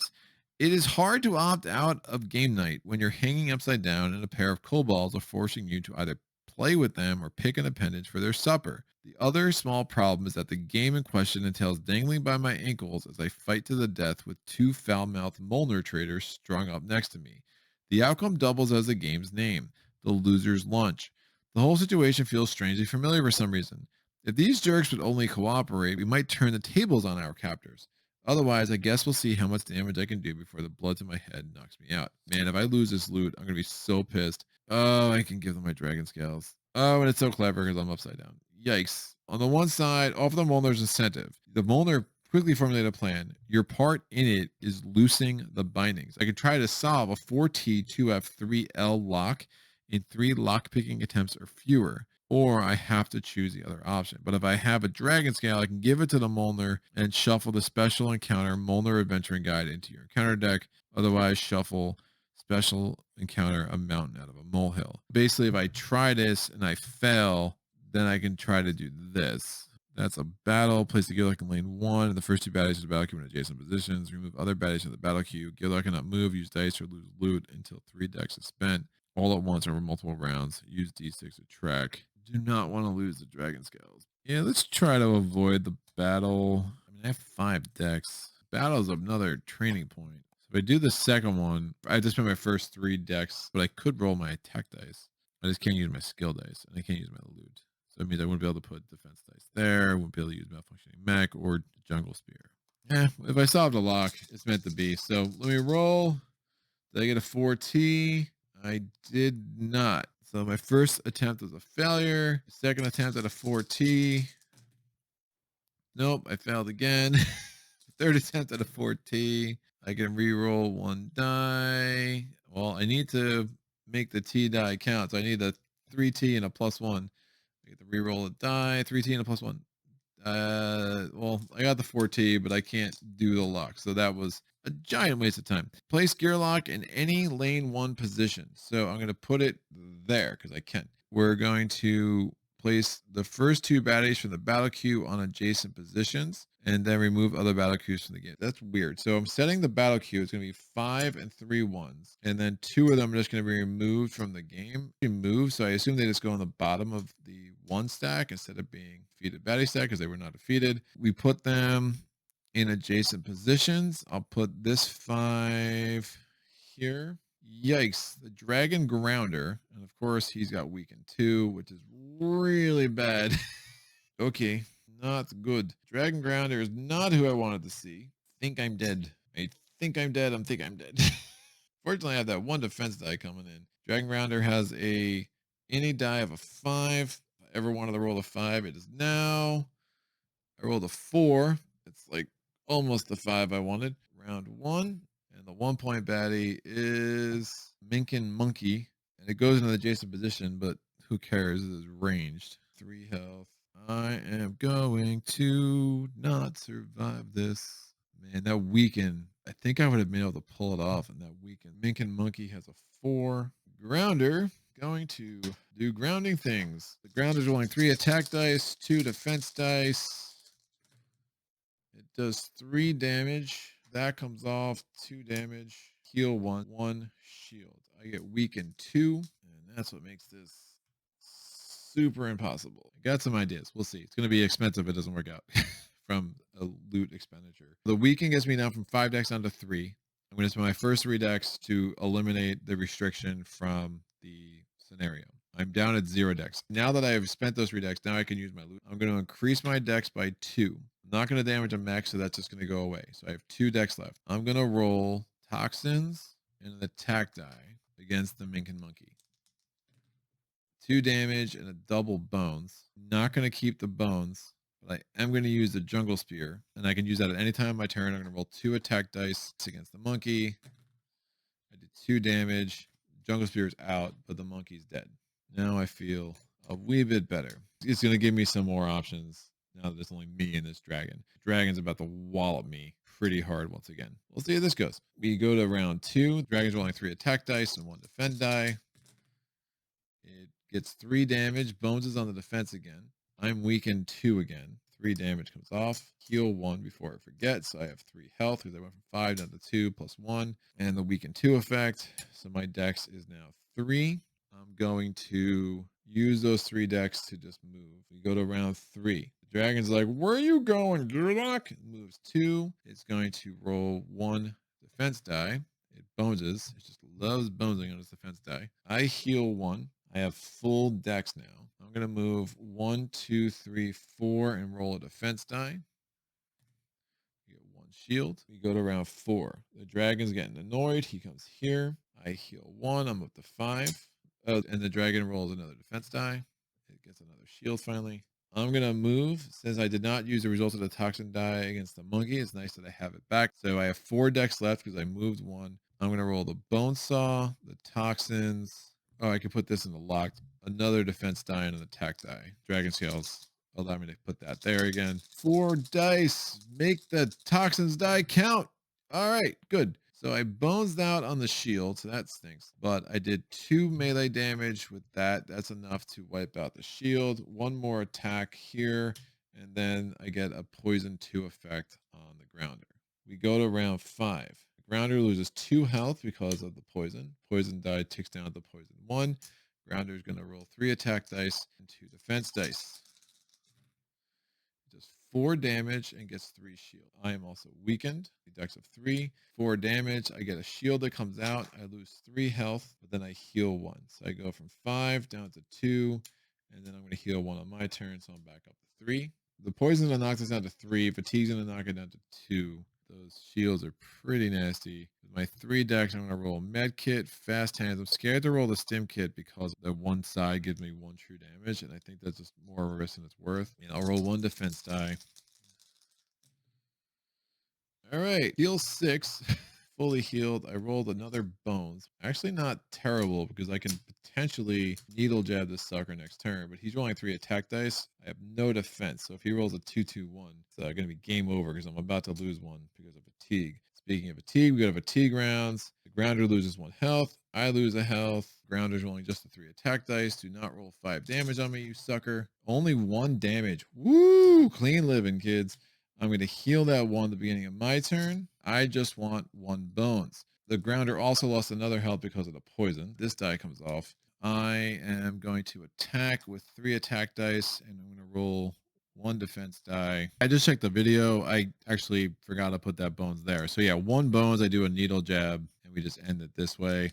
But even with 3 attack dice, I'm going to have a chance to get 4 damage, and then I would just kill him in fatigue rounds. So see how this goes.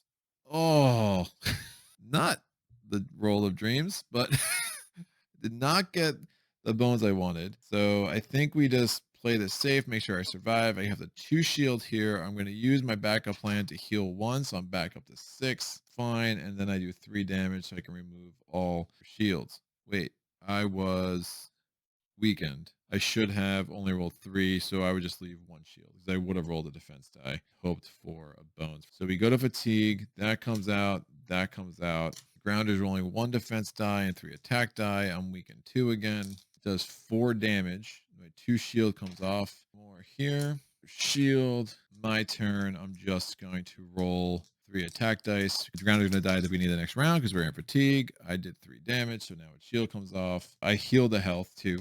Beginning of my turn. Next round, I lose a health. Grounder loses a health. And we did it! Wow, that was cool. That was another cool battle today. Patches is earning his keep. So we get up to 6 health as my individual option. I'm just going to go ahead and do that right now. We get another progress point so we can take on Vol'Kesh at our next opportunity. And then we're going to get another loot. Be good. I have the plated skull. At the start of your round, you may place a 1 defense die in an active slot. That could work pretty well with dragon scales. And I'm going to get 2 training points, 1 from this choice and 1 from the bottom of the card. My 2 training points, I will take, let me get another health, and I'll take the stim belt.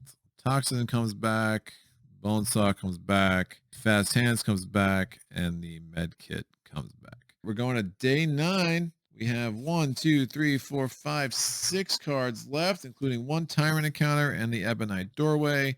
Let me roll the d6. It's a 4. Wet bar, just some wood, some binding, and some tar to seal it. Maybe a sail if you're feeling fancy. Raft building is supposed to be simple and is taught early in Gearloc academies. This raft would not have passed any test, and these rapids are harsher than any academy instructor. As I sift through the broken remains, I ponder where it all went wrong.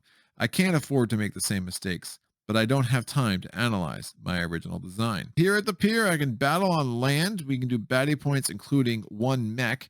Battle points would be 9, so it would be 1 mech, it's another 6. I'd have a 5, a 1, and a mech. Or slaughter on the water. Baddie points, including 1 Krellin. Before battle, place 4 wreckage ships anywhere in lane 1 and 2. For this battle only, a Gearloc may spend 1 dex at any time to remove an adjacent wreckage ship, 1 dex per chip. I kind of like that. I mean, I don't know. I want to go on water. Plus, there's an extra training point. It's a 5, a 1, and a Krellin. It's day 9. 2 more training points would be very nice. If I get 2 more training points, I would consider going to the encounter with Vol'Kesh in day 10, just in case things go wrong. Let's go to the water while we have a chance. I missed the water. Let me get on the raft. See some of these new Krellin, maybe. Or not a new Krellin. It's an old Krellin. The Krellin largemouth. Again, Krellin always come up at the top of the battle queue. So we get that. We're going to get a 5er, and we're going to get a 1er. Krellin's going to have the lane 1 marker. We're going to roll the die. It goes into the 4 position. It only has 2 health. It does roll 2 attack chips. Remember, I have to put 4 wreckage chips, so we had to place a 5th wreckage chip. Game over. It's only 1 Krellin. If I roll bad in the enemy meter, I'm going to have to stand next to him so it can attack me. Otherwise, we risk losing because of wreckage chips. There and there. I would have had to place those randomly before battle. Doing something like that makes the most sense. Technically, I should have placed those before battle. I like doing something like that. It just looks pretty. So they had to be in lane 1 and 2. Remember, the lanes are different in Undertow 1, 2, 3, 4 instead of the 1, 2, 3, 4 that you see on the other side of the mat. The 5-pointer is the other dragon grounder. Cool. I just killed your brother, man. Yikes. 2 points of dex to move into a space with a token. I really hope I roll a 4, otherwise we might lose. That grounder goes there, standing right on top of a wreckage chip. And then we have a new baddie to me. It is an orc witness. It has return and it has rating. I don't know what return does, but I'm guessing I'm not going to like it. So return, if this is not the last baddie defeated in this battle, place it on top of the battle queue when defeated. And then the rating part is this unit gains 1 extra die for every additional orc type baddie on the battle mat. There are no more orcs.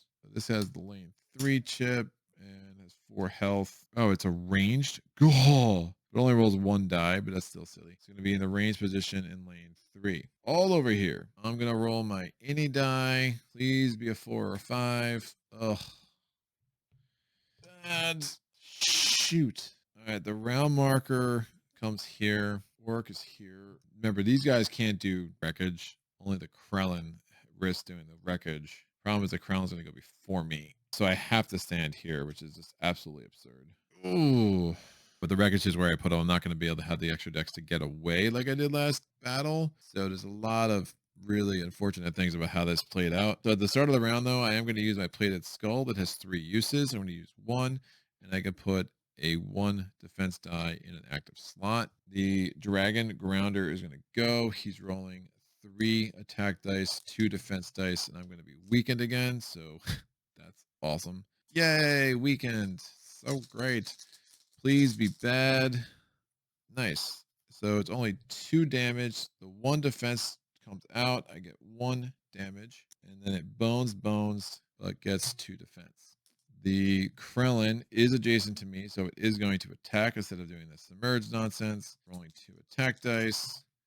It does 2 damage. I'm next, so I'm just going to heal myself 1 to start. So I still have 5 health. So that worked out pretty well. Remember, I'm weakened. I definitely want to wipe this dude out so I can start to deal with other things. So with my 3 decks that I have left, remember, I can put 1 defense die here and then use a plated skull to get another defense die here. I'm going to roll the bone saw, 1 attack die, and 1 defend die. Please work. I want to kill the Krellin. Glad I rolled that. So we did 2 damage. It's out. First Krellin defeated of the game. I get my 1 shield, which I can put in my lock slots. The orc witness is attacking me. It's rolling 1 die. Oh, really? It does 2 damage. Does wound me 1. The weaken 2 can come off for now, at least. We go to round 2. I'm going to use the next use of my plated skull. I get a defend 1. The grounder is attacking me with 2 attack dice, and it's rolling 1 more defense die because it only has 1 defense die on it. It bones on the other one last turn. It does 3 damage. The defense die comes out, 2 damage. I'm going to heal 1, so I'm up to 4. I'm going to use my 3 decks. Remember, I'm weakened 2 to move over here. The grounder also got a 2 on its shield, so of course it's 4 shield there. Fine. It won't be able to get to me next turn, though, where I went, which is great. So I'll actually be able to have a full dex, and I can do some healing and kind of regroup a little bit. The orc witness is going to attack me with 1 attack die. It does 1 damage. We go to round 3. Now, I'm not going to use the plated skull yet because if I have a defense die in my active slot, I can't even roll a defense die. But if I roll a defense die and then put it in my lock slot because of dragon scales, then I can put another defense die in my active slots with the plated skull. So the grounder is going to move 1, 2. I have my full 5 decks. Really need to eat into this jerk. I love the distiller. I'm just worried that one of those are going to bite me hard. If he just goes away, he comes back. So there's no point going after the orc witness right now until I can somehow get the grounder down to size. Could use the poison dart instead of moving. Poison dart has the poison 3 on it. Poxons have the poison 3, but they also have the bones. Bones. 2 poison 3s and the poison dart. Yeah, let's do it. I'm going to roll the med kit, the fast hands, the stim kit, and the stim belt all at once. And the poison dart, which I can target any baddie. So obviously I'm going to target the grounder. Give me a huge roll. Oh, I don't have a defense die. Yeah, I think this is the play. It's fine. No defense die needed. I'll use the plated skull to be in the next round. Bam. Oh, what a garbage roll.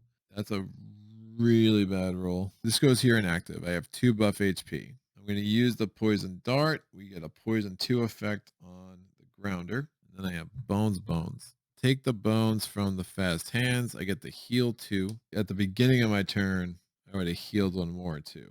So I'm actually up to 5 health with the 2 buff HP. Might be able to piece this together. I guess I use the bones here because another bones I could just do a needle jab. And between the toxins and the needle jab for 2, I can really have a chance to take care of the grounder easier than I might have feared. I'm getting attacked with 1 die by the Orc Witness.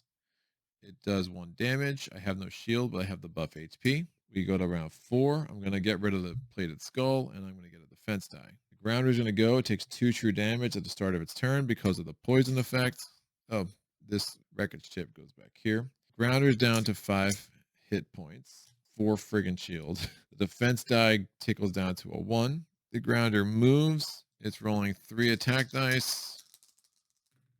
It does 2 damage. My buff HP comes back since that piles down to 0. That exhausts, and this shield comes out. Weaken 2 again.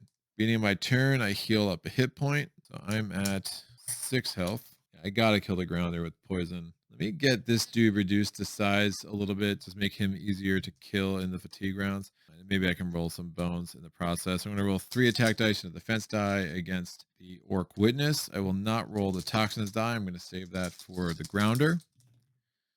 So I did 4 damage. I'm not going to use all of it. I'm going to use 2 damage of it. And I have a shield of 2, which I'm going to put in the locked slot. The Orc Witness is like, why did you attack me? You jerk. He's rolling 1 at me. It does 1 damage. My defense die goes from a 2 to a 1. We go to round 5. The grounder takes 1 true damage because of the poison. Poison die comes away. I did not roll a bones last turn, which I kind of wanted to because of the needle jab. The grounder is attacking me with 3 dice. It does 2 damage. This comes out. I lose a health. I'm going to gain it right back. I'm going to roll toxins and 2 attack dice against the grounder. Oh, shoot. I was weakened last turn, so I rolled 1 too many dice, but I didn't use all my dice last turn anyway, and I didn't roll any bones, and I wanted to. So I'm going to roll against the grounder this turn with these 3 dice, toxins and 2 attack dice. Ooh, not roll a bones again. Gosh, so silly. I'm going to use a 2 attack to make both of these shields a 1 and a 1. And I will put a poison 1 on the grounder. The Orc Witness attacked me with 1 die. It rolls a 1. We go to fatigue rounds. The Orc Witness loses 1 health. I lose a health. Grounder loses a health. Grounder loses another health because of the poison. Poison die comes off. Grounder's rolling 3 dice at me. Please do not kill me. It does 2 damage. I'm going to heal 1 right away. I'm weakened 2 again, so I should just leave that die on me like I did this time. With my 3 dice, if I can do 1 damage to it, it will die next turn. I'm rolling 3 attack dice against the grounder. I did 4 damage. The 2 shield comes off. The other 2 go through. I defeated the grounder. The Orc Witness is attacking me with 1 die. It does 1 damage. We go to the next round. Fatigue rounds. I lose 1. I have 1 health left. The Orc Witness is dead. Woo! That was crazy. All right, cool. Patches for the win. It's so good. Return doesn't trigger because that is the last baddie left on the mat. Just like we drew it up. Great. So I'm going to get up to 7 health. I get 1 loot, 2 training points. Loot, be good. Huckleberries. Heal an adjacent Gearloc for 4 hit points or heal yourself for 3. Don't mind that. These wreckage ships can come off. Let me get the distiller. Get some rerolls on these buff HP givers. Unfortunately, my consumable is gone. Bonesaw comes in. Fast hands and medkit. So I got the distiller with 1. Let me try to train my attack. Actually, before I take the distiller. So rolling 3 attack dice. I failed. I'll take the distiller. Trying to train my attack again. Rolling 3 attack dice. I succeed. Get that up to a 4. Getting bulk damage. Huge against these tyrants. That's out. All right, there are 5 left. Let's see what I roll. Decide if we want to do that or go to the tyrant encounter. I rolled a 3. The dart of something beautiful. So I can potentially get 2 more training points out of this if I go forward with this battle. It's pretty interesting. It's going to be 3 5-pointers though. I have surprise, which I like. Definitely killed some nasty 5-pointers.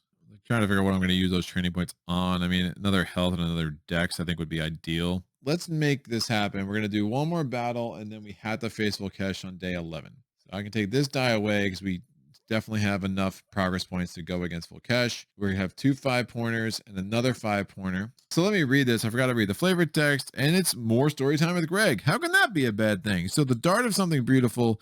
It's not pretty, limbs blasted off, spinning gyroscopes exposed, and neurowiring a smoking mess. But the darter mech is now mine. It was touch and go with my limited tech knowledge, but this nasty looking Franken darter is beginning to spark and belch to life. It's alive! So many options. I could program it and mow my opponents down to size, or I could load it with explosives and blow the next camp to pieces. Maybe I could even ride it for some extra mobility. The possibilities are endless. That mech is mine. The battle queue is baddie points at 5 points. So again, it's 15. It's day 10. Gearloc has a prize, which is amazing. Place mech darter 3 on the battle mat in a Gearloc starting position and use it as an ally for this battle. You choose 1 extra skill for this darter before battle. I can give a +1 to its attack stat. So I think we killed the mech darter. I can have it self-destruct, dealing 3 true damage to all adjacent units. During any Gearloc's move phase, it may board darter if adjacent to it. Place Gearloc on top. I think I'm going to give darter the chance to self-destruct once this battle, and then it'll just act like normal otherwise. Now it doesn't get a lane marker. It comes in with 2 health and is going to have the normal 3 defense. And then we're going to use the D6 to indicate its spot on the meter again, which is a 4. And we'll figure out where darter is going to be placed. Darter, where are you going to be? It gets put in a Gearloc starting position. We'll figure out which spot that's going to be once we assume our positions. The 3 5-pointers. The first one is the Sonar Troll. It is stout and has thick skin 1. It has 3 attack dice. Oh, and of course, it is a ranged baddie. Its last hit point can only be moved by fatigue. That's ridiculous. Wow. So that's definitely surviving for 5 rounds. I'm going to get attacked by 3 dice for 5 rounds. That's awful. So stupid. All right, 4 health. That goes there. I chose poorly. I didn't even know that existed. The next 5-pointer is the Dragon Breacher. Compound Careless 2. It will attack both Dart and me. Remember, Dart does a self-repair 1, though. We might just want to sacrifice Dart sooner rather than later and make sure we get this Breacher off the board, especially if we can't kill the other jerk. The Breacher has the lane 2 marker, and it's going to also be in a ranged position. And the last one is the Feather Dragon. It's another dual class baddie, one I haven't seen before. It is beast and scales. It has weaken 1 and daze if it rolls a bones as a backup plan. And what daze do, it means that the unit cannot move on its next turn. Awesome. So that's going to be in lane 3. Now, Gearlocs do have surprise. Well, the Gearloc has surprise. The mech does not. And this is also ranged. Wow, that's a lot of range. The yellow's a 5. The purple's a 5. The purple's ahead of yellow. That bat is a 3. I don't want to be weakened. I don't even know who I can blow up with the darter right now. Gearloc is first because that's surprise. I'm going to roll anyway just for kicks and waste my 5. Now I rolled a 3. But I have surprise. So it doesn't matter what I rolled because all y'all get to the back of the line. Baddies, not having any of your going early garbage here today. I don't even know what. Wait, I made this up. There is no 5 in this die. Right. It's 3 3 3 3 4 4. Go me. Way to read. Hooked on phonics. I guess it's not even phonics. I'm just looking at numbers. So it's a thing. So we get round 1. I got to figure out where I'm going, where Dart's going. I think the Feathered Dragon is the worst. It thinks that we both can't get adjacent to it somehow. That's attacking the weakest. That's going to attack Dart. That's attacking the weakest. That's going to attack Dart. That's attacking both weakest. That's going to attack Dart. If Dart lives, it just blow itself up this turn because it's not going to be around very long. So I'll put Dart there so we can attack the Breacher. I have surprise. I'm going to move 1. 4 decks left. 7 damage. 4 dice. Toxins. Bonesaw. 2 attack dice actually gives me some chance to kill him. It's not likely. I can try to get some buff HP. I'm I'm going to roll 3 attack dice and toxins. Oh, shoot. If Dart's dazed, Dart's not going to even be able to move. That makes me sad. Mechs are immune to a lot of stuff, but I mean, dazed, I don't even think was a thing. Mechs are immune to poison, weaken, terrify, stun, bleed, and fatigue, but you do not want to make them immune to daze. Why would they? Let's try to poison this sucker, especially if Dart's not going to be around. Rolling 3 attack dice and toxins against this jerk. I got 2 bones, 1 damage, and poison 3, which is huge. Breacher is going. The Breacher is going to attack the 2 weakest. It's going to attack Dart first. It's got compound. It's rolling 1 attack die and 1 defense die. If it rolls a bones, it does careless 2. It does roll a bones, but it does 2 damage to Dart. Dart's down to 1 shield, and Breacher loses 2 health. The Breacher is now going to go ahead and attack me. It boneses. The bones can only trigger once a turn, so the Breacher, even though I rolled a bones on Dart's turn and on my turn, it still only triggers a careless 2 one time. This dude is going to attack the weakest. It's attacking Dart, but first it takes 3 true damage at the beginning of its turn. It's down to 3 health. This goes down to a poison 2. It's going to attack with 3 attack dice, 2 defense die. Dart, please live. It's not looking good though. So 2 damage to Dart, but it rolled a bone. So Dart also is dazed, so it can't move on its turn. Dart loses its defense. It loses 1 health. Weakened 1, so now it has no attack stat, and it can't. And I rolled the 1 defend for that guy. Dart's turn. Dart can't move, so it does do self-repair 1, and then swaps. It swaps with the closest. Ooh, it can't move. That shouldn't negate swap. Swapping is not moving. Switching positions. On its turn, it can self-destruct. It will absolutely do that. Dart is going to swap. This dude is the strongest, closest unit. It's going to self-destruct and just get this dude down to 1 damage. Obviously, I cannot kill it to fatigue, and it's 3 true damage, so the thick skin doesn't even apply. That dude is just going to die the very first fatigue round, so that was effective. It's ranged. I'm still going to find a way to defend against it and whatnot, but at least I can start rolling like healing dice and whatnot. And Dart, ooh, do I want to self-destruct? That's actually silly because I want this sucker to attack Dart.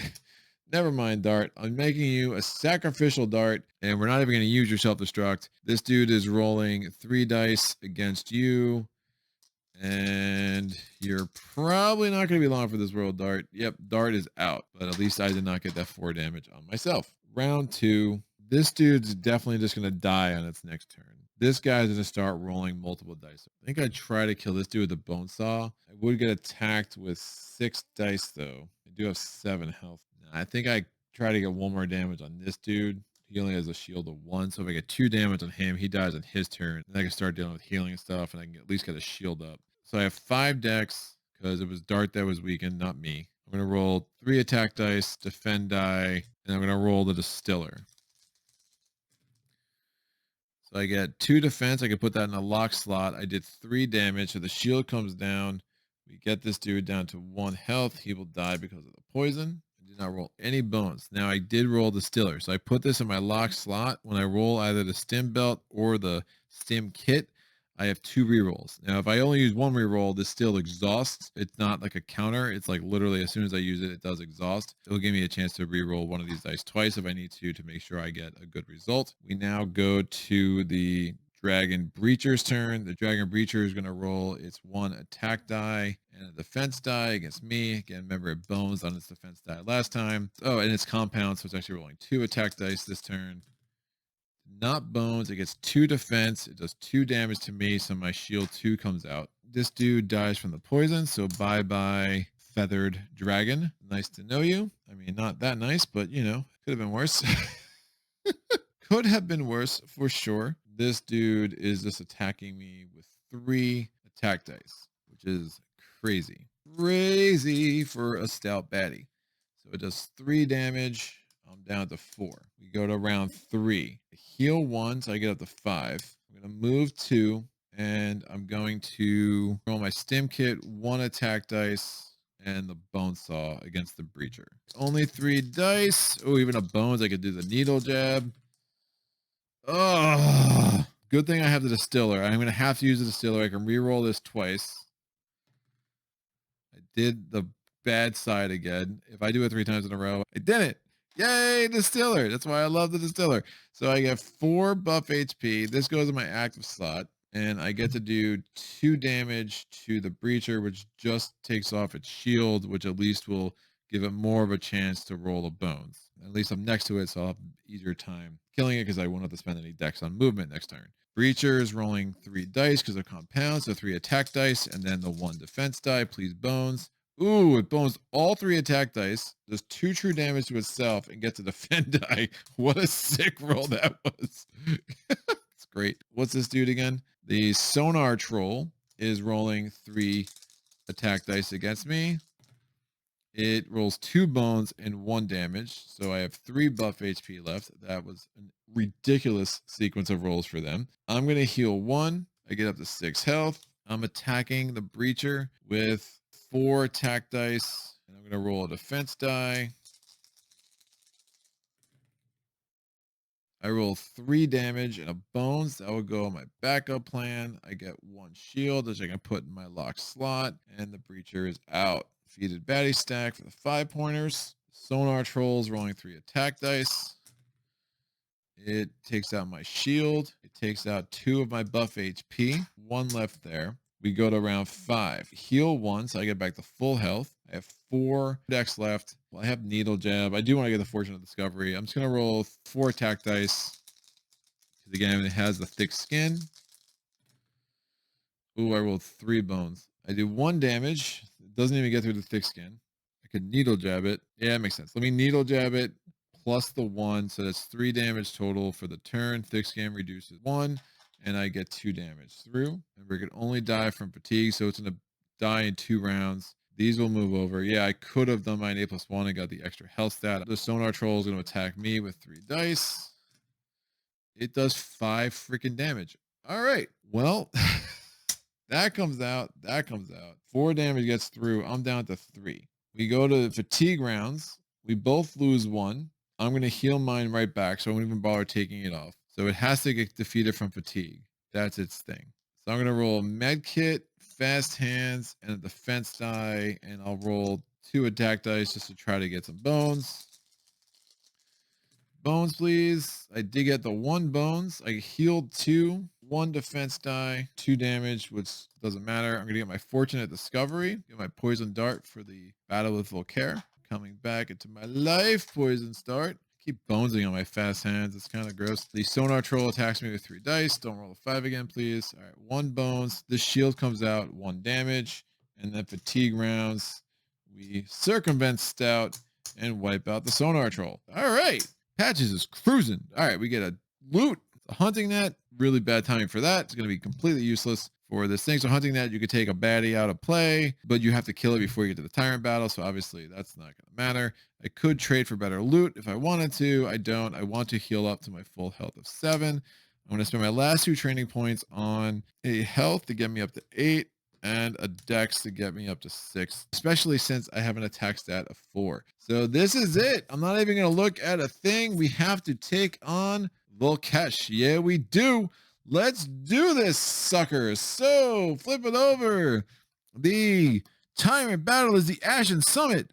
Battle queue is baddie points. We totally ignore it. I don't know why it's not like half of it or whatever, but what do I know? Place Vol'Kesh on top of the battle queue. Well, there isn't a battle queue, dude. It's just you. At the start of each round, roll a d6. Vol'Kesh unleashes a fireball to that mech starting position. Deal 1 damage to it and all adjacent positions. Tyrant skills. Thick skin 1. Ignore the first amount of true damage this unit would take this turn. Does not ignore true damage. Stone perch. Vol'Kesh cannot be targeted until round number. Tyrant die, Scalding Skin. Place this die on Vol'Kesh's unit until the start of its next turn. Adjacent units that do damage to Vol'Kesh are also dealt that amount of damage. I do not ignore that effect. Ring of Fire, deal 2 true damage to all non-adjacent units. I do not ignore that effect. With Set Ablaze, strongest adjacent unit takes 3 true damage at the start of its next turn. Place this die on the unit until triggered. Nope, I can ignore that because I have a dragon skin helmet. Don't you forget it. That goes there. We only had the 1 battle on the raft, but oh, what a fun battle it was. I roll my any die. I rolled a 4. Vol'Kesh comes in at 5 because he's a jerky jerk. And he is in the melee position in lane 1. He can move diagonal the entire game. Doesn't have to wait until the fatigue rounds. And he has the stone perch, which again, what does that do? Vol'Kesh cannot be targeted until round number equal to party size. So I can target him right off the bat because I'm alone, Vol'Kesh. You can't have your stone perch protect you against me. And I have more health than you. And I'm just more awesome than you. So deal with it. Poison dart. You poison any baddie, so I can use that on an adjacent baddie. I have toxins. We're just gonna finish this. So this should be really absurdly easy at this point. So Vol'Kesh is rolling 3 attack dice. Dangerous words for me, I know.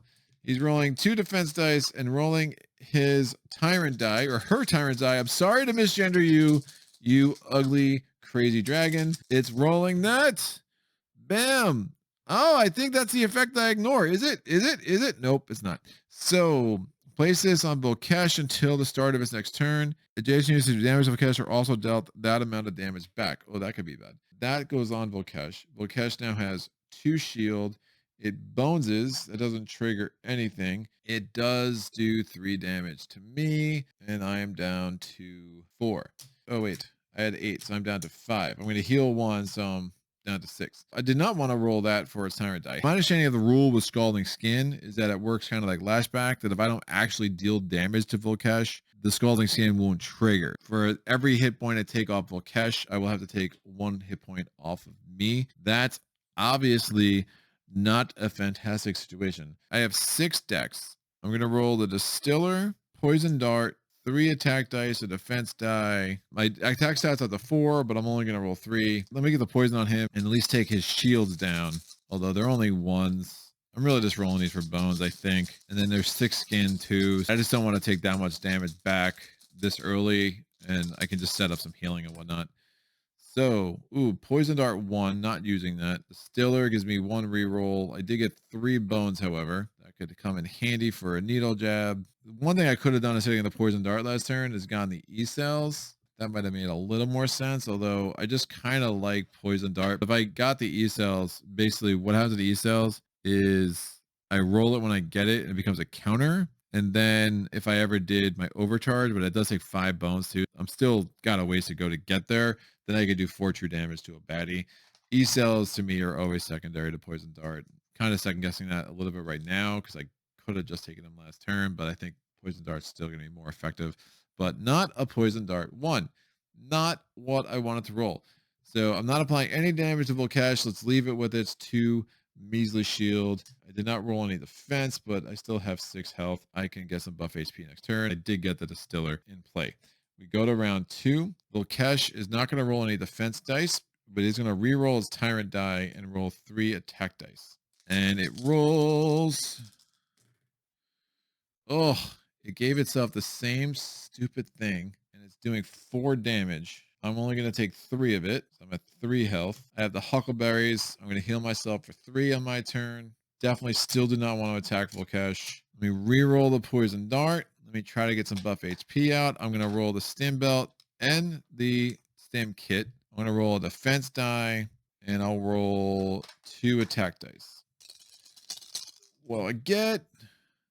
Nice. 4 buff HP, 2 buff HP, defense die in my lock slot. Distiller I'm never using, but it is what it is. I get a poison 2 effect on Vol'Kesh, and I do 3 damage. I'm just not going to apply any of it. I do not want to take damage back. Vol'Kesh is bound to roll something different this turn, so I say. Vol'Kesh on their turn takes 2 true damage. Thick Skin does not do anything to save that. Poison 2 goes down to poison 1.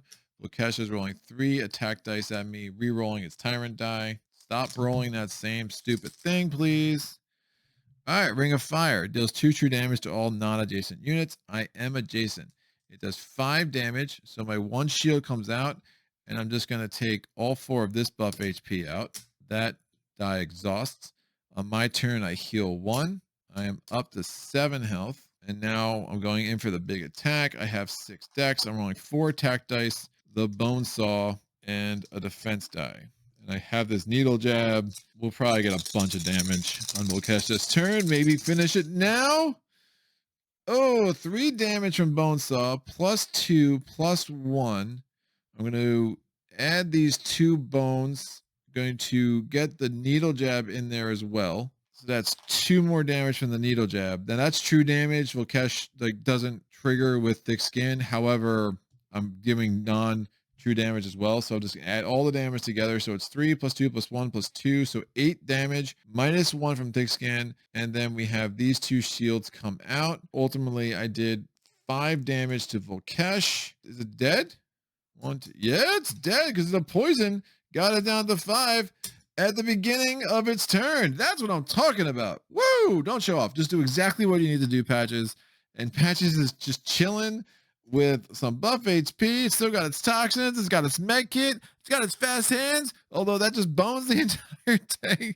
And that is the ball game. The solo experience is odd at times because the tyrant battles are just like not always what you want them to be. But that was a really cool, like thinky playthrough. I liked some of the positions we were put in and just having to reason through how to take advantage of Patch's ridiculous healing abilities. Going through with only 1 defense die is really nice. It's a huge advantage with Patches because you can just really focus on other things and not have to worry about your defense, knowing that you'll just get other opportunities to get health back and kind of fill yourself out however you want. This Dragon Scales is such a huge ability. Never even ended up using the helmet because Vol'Kesh kept rolling the other 2 symbols on that die, but that's fine. We had that 1 loss that kind of sucked, but it at least made me not have to choose whether or not I was going to do that ridiculous encounter that has 3 parts and just never ends.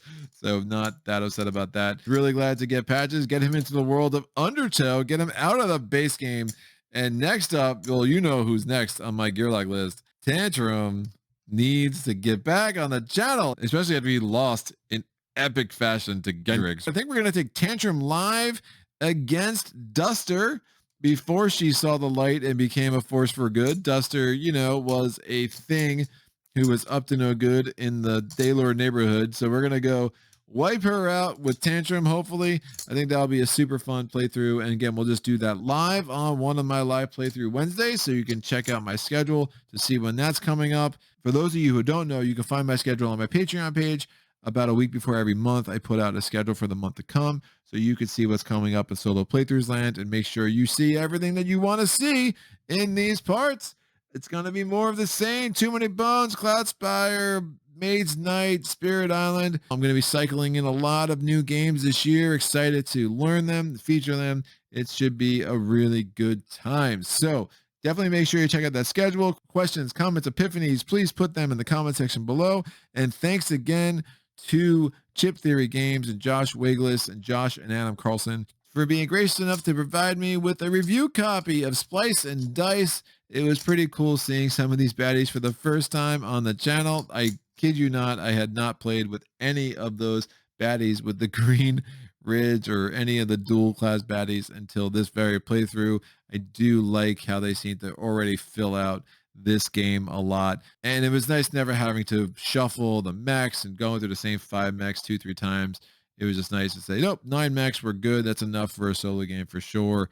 And I look forward to exploring more of what these new baddies have to offer. I will probably go ahead and pull them out and just use them base game, Undertow, whatever. I'll probably just throw them in both games because I'm just at that point and like the extra variety that they bring. They're very cool.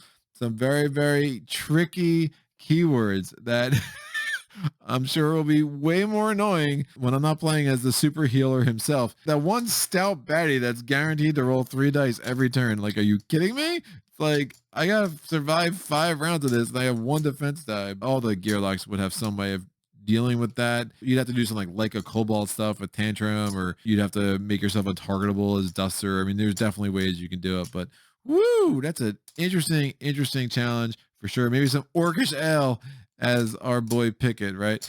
Because Pickett is the best, but I mean, he'll have so many defense dice. I think he would actually be fine at just doing it that way as well. So I am yammering on about my love for these Gearlocs, and I only have 6 of them. Cannot wait for my collection of Gearlocs to be virtually tripled by the end of this year.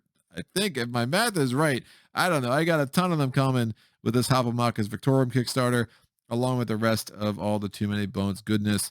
And I am very excited to explore all the new tyrants with Splice and Dice. I'll see about getting the Age of Tyranny stuff at some point as well. And then all the new encounters to really kind of flesh out the solo encounter set that I have. It's going to be really nice to flesh out this game and see all that it has to offer. Vol'Kesh is down, you dragon slime, you. Go back from where you came. This land is mine now with my big needle because that's what I do. That's how I roll. Yep, that's right. Well, that's about it. Thank you for watching as always. And until next time, happy gaming.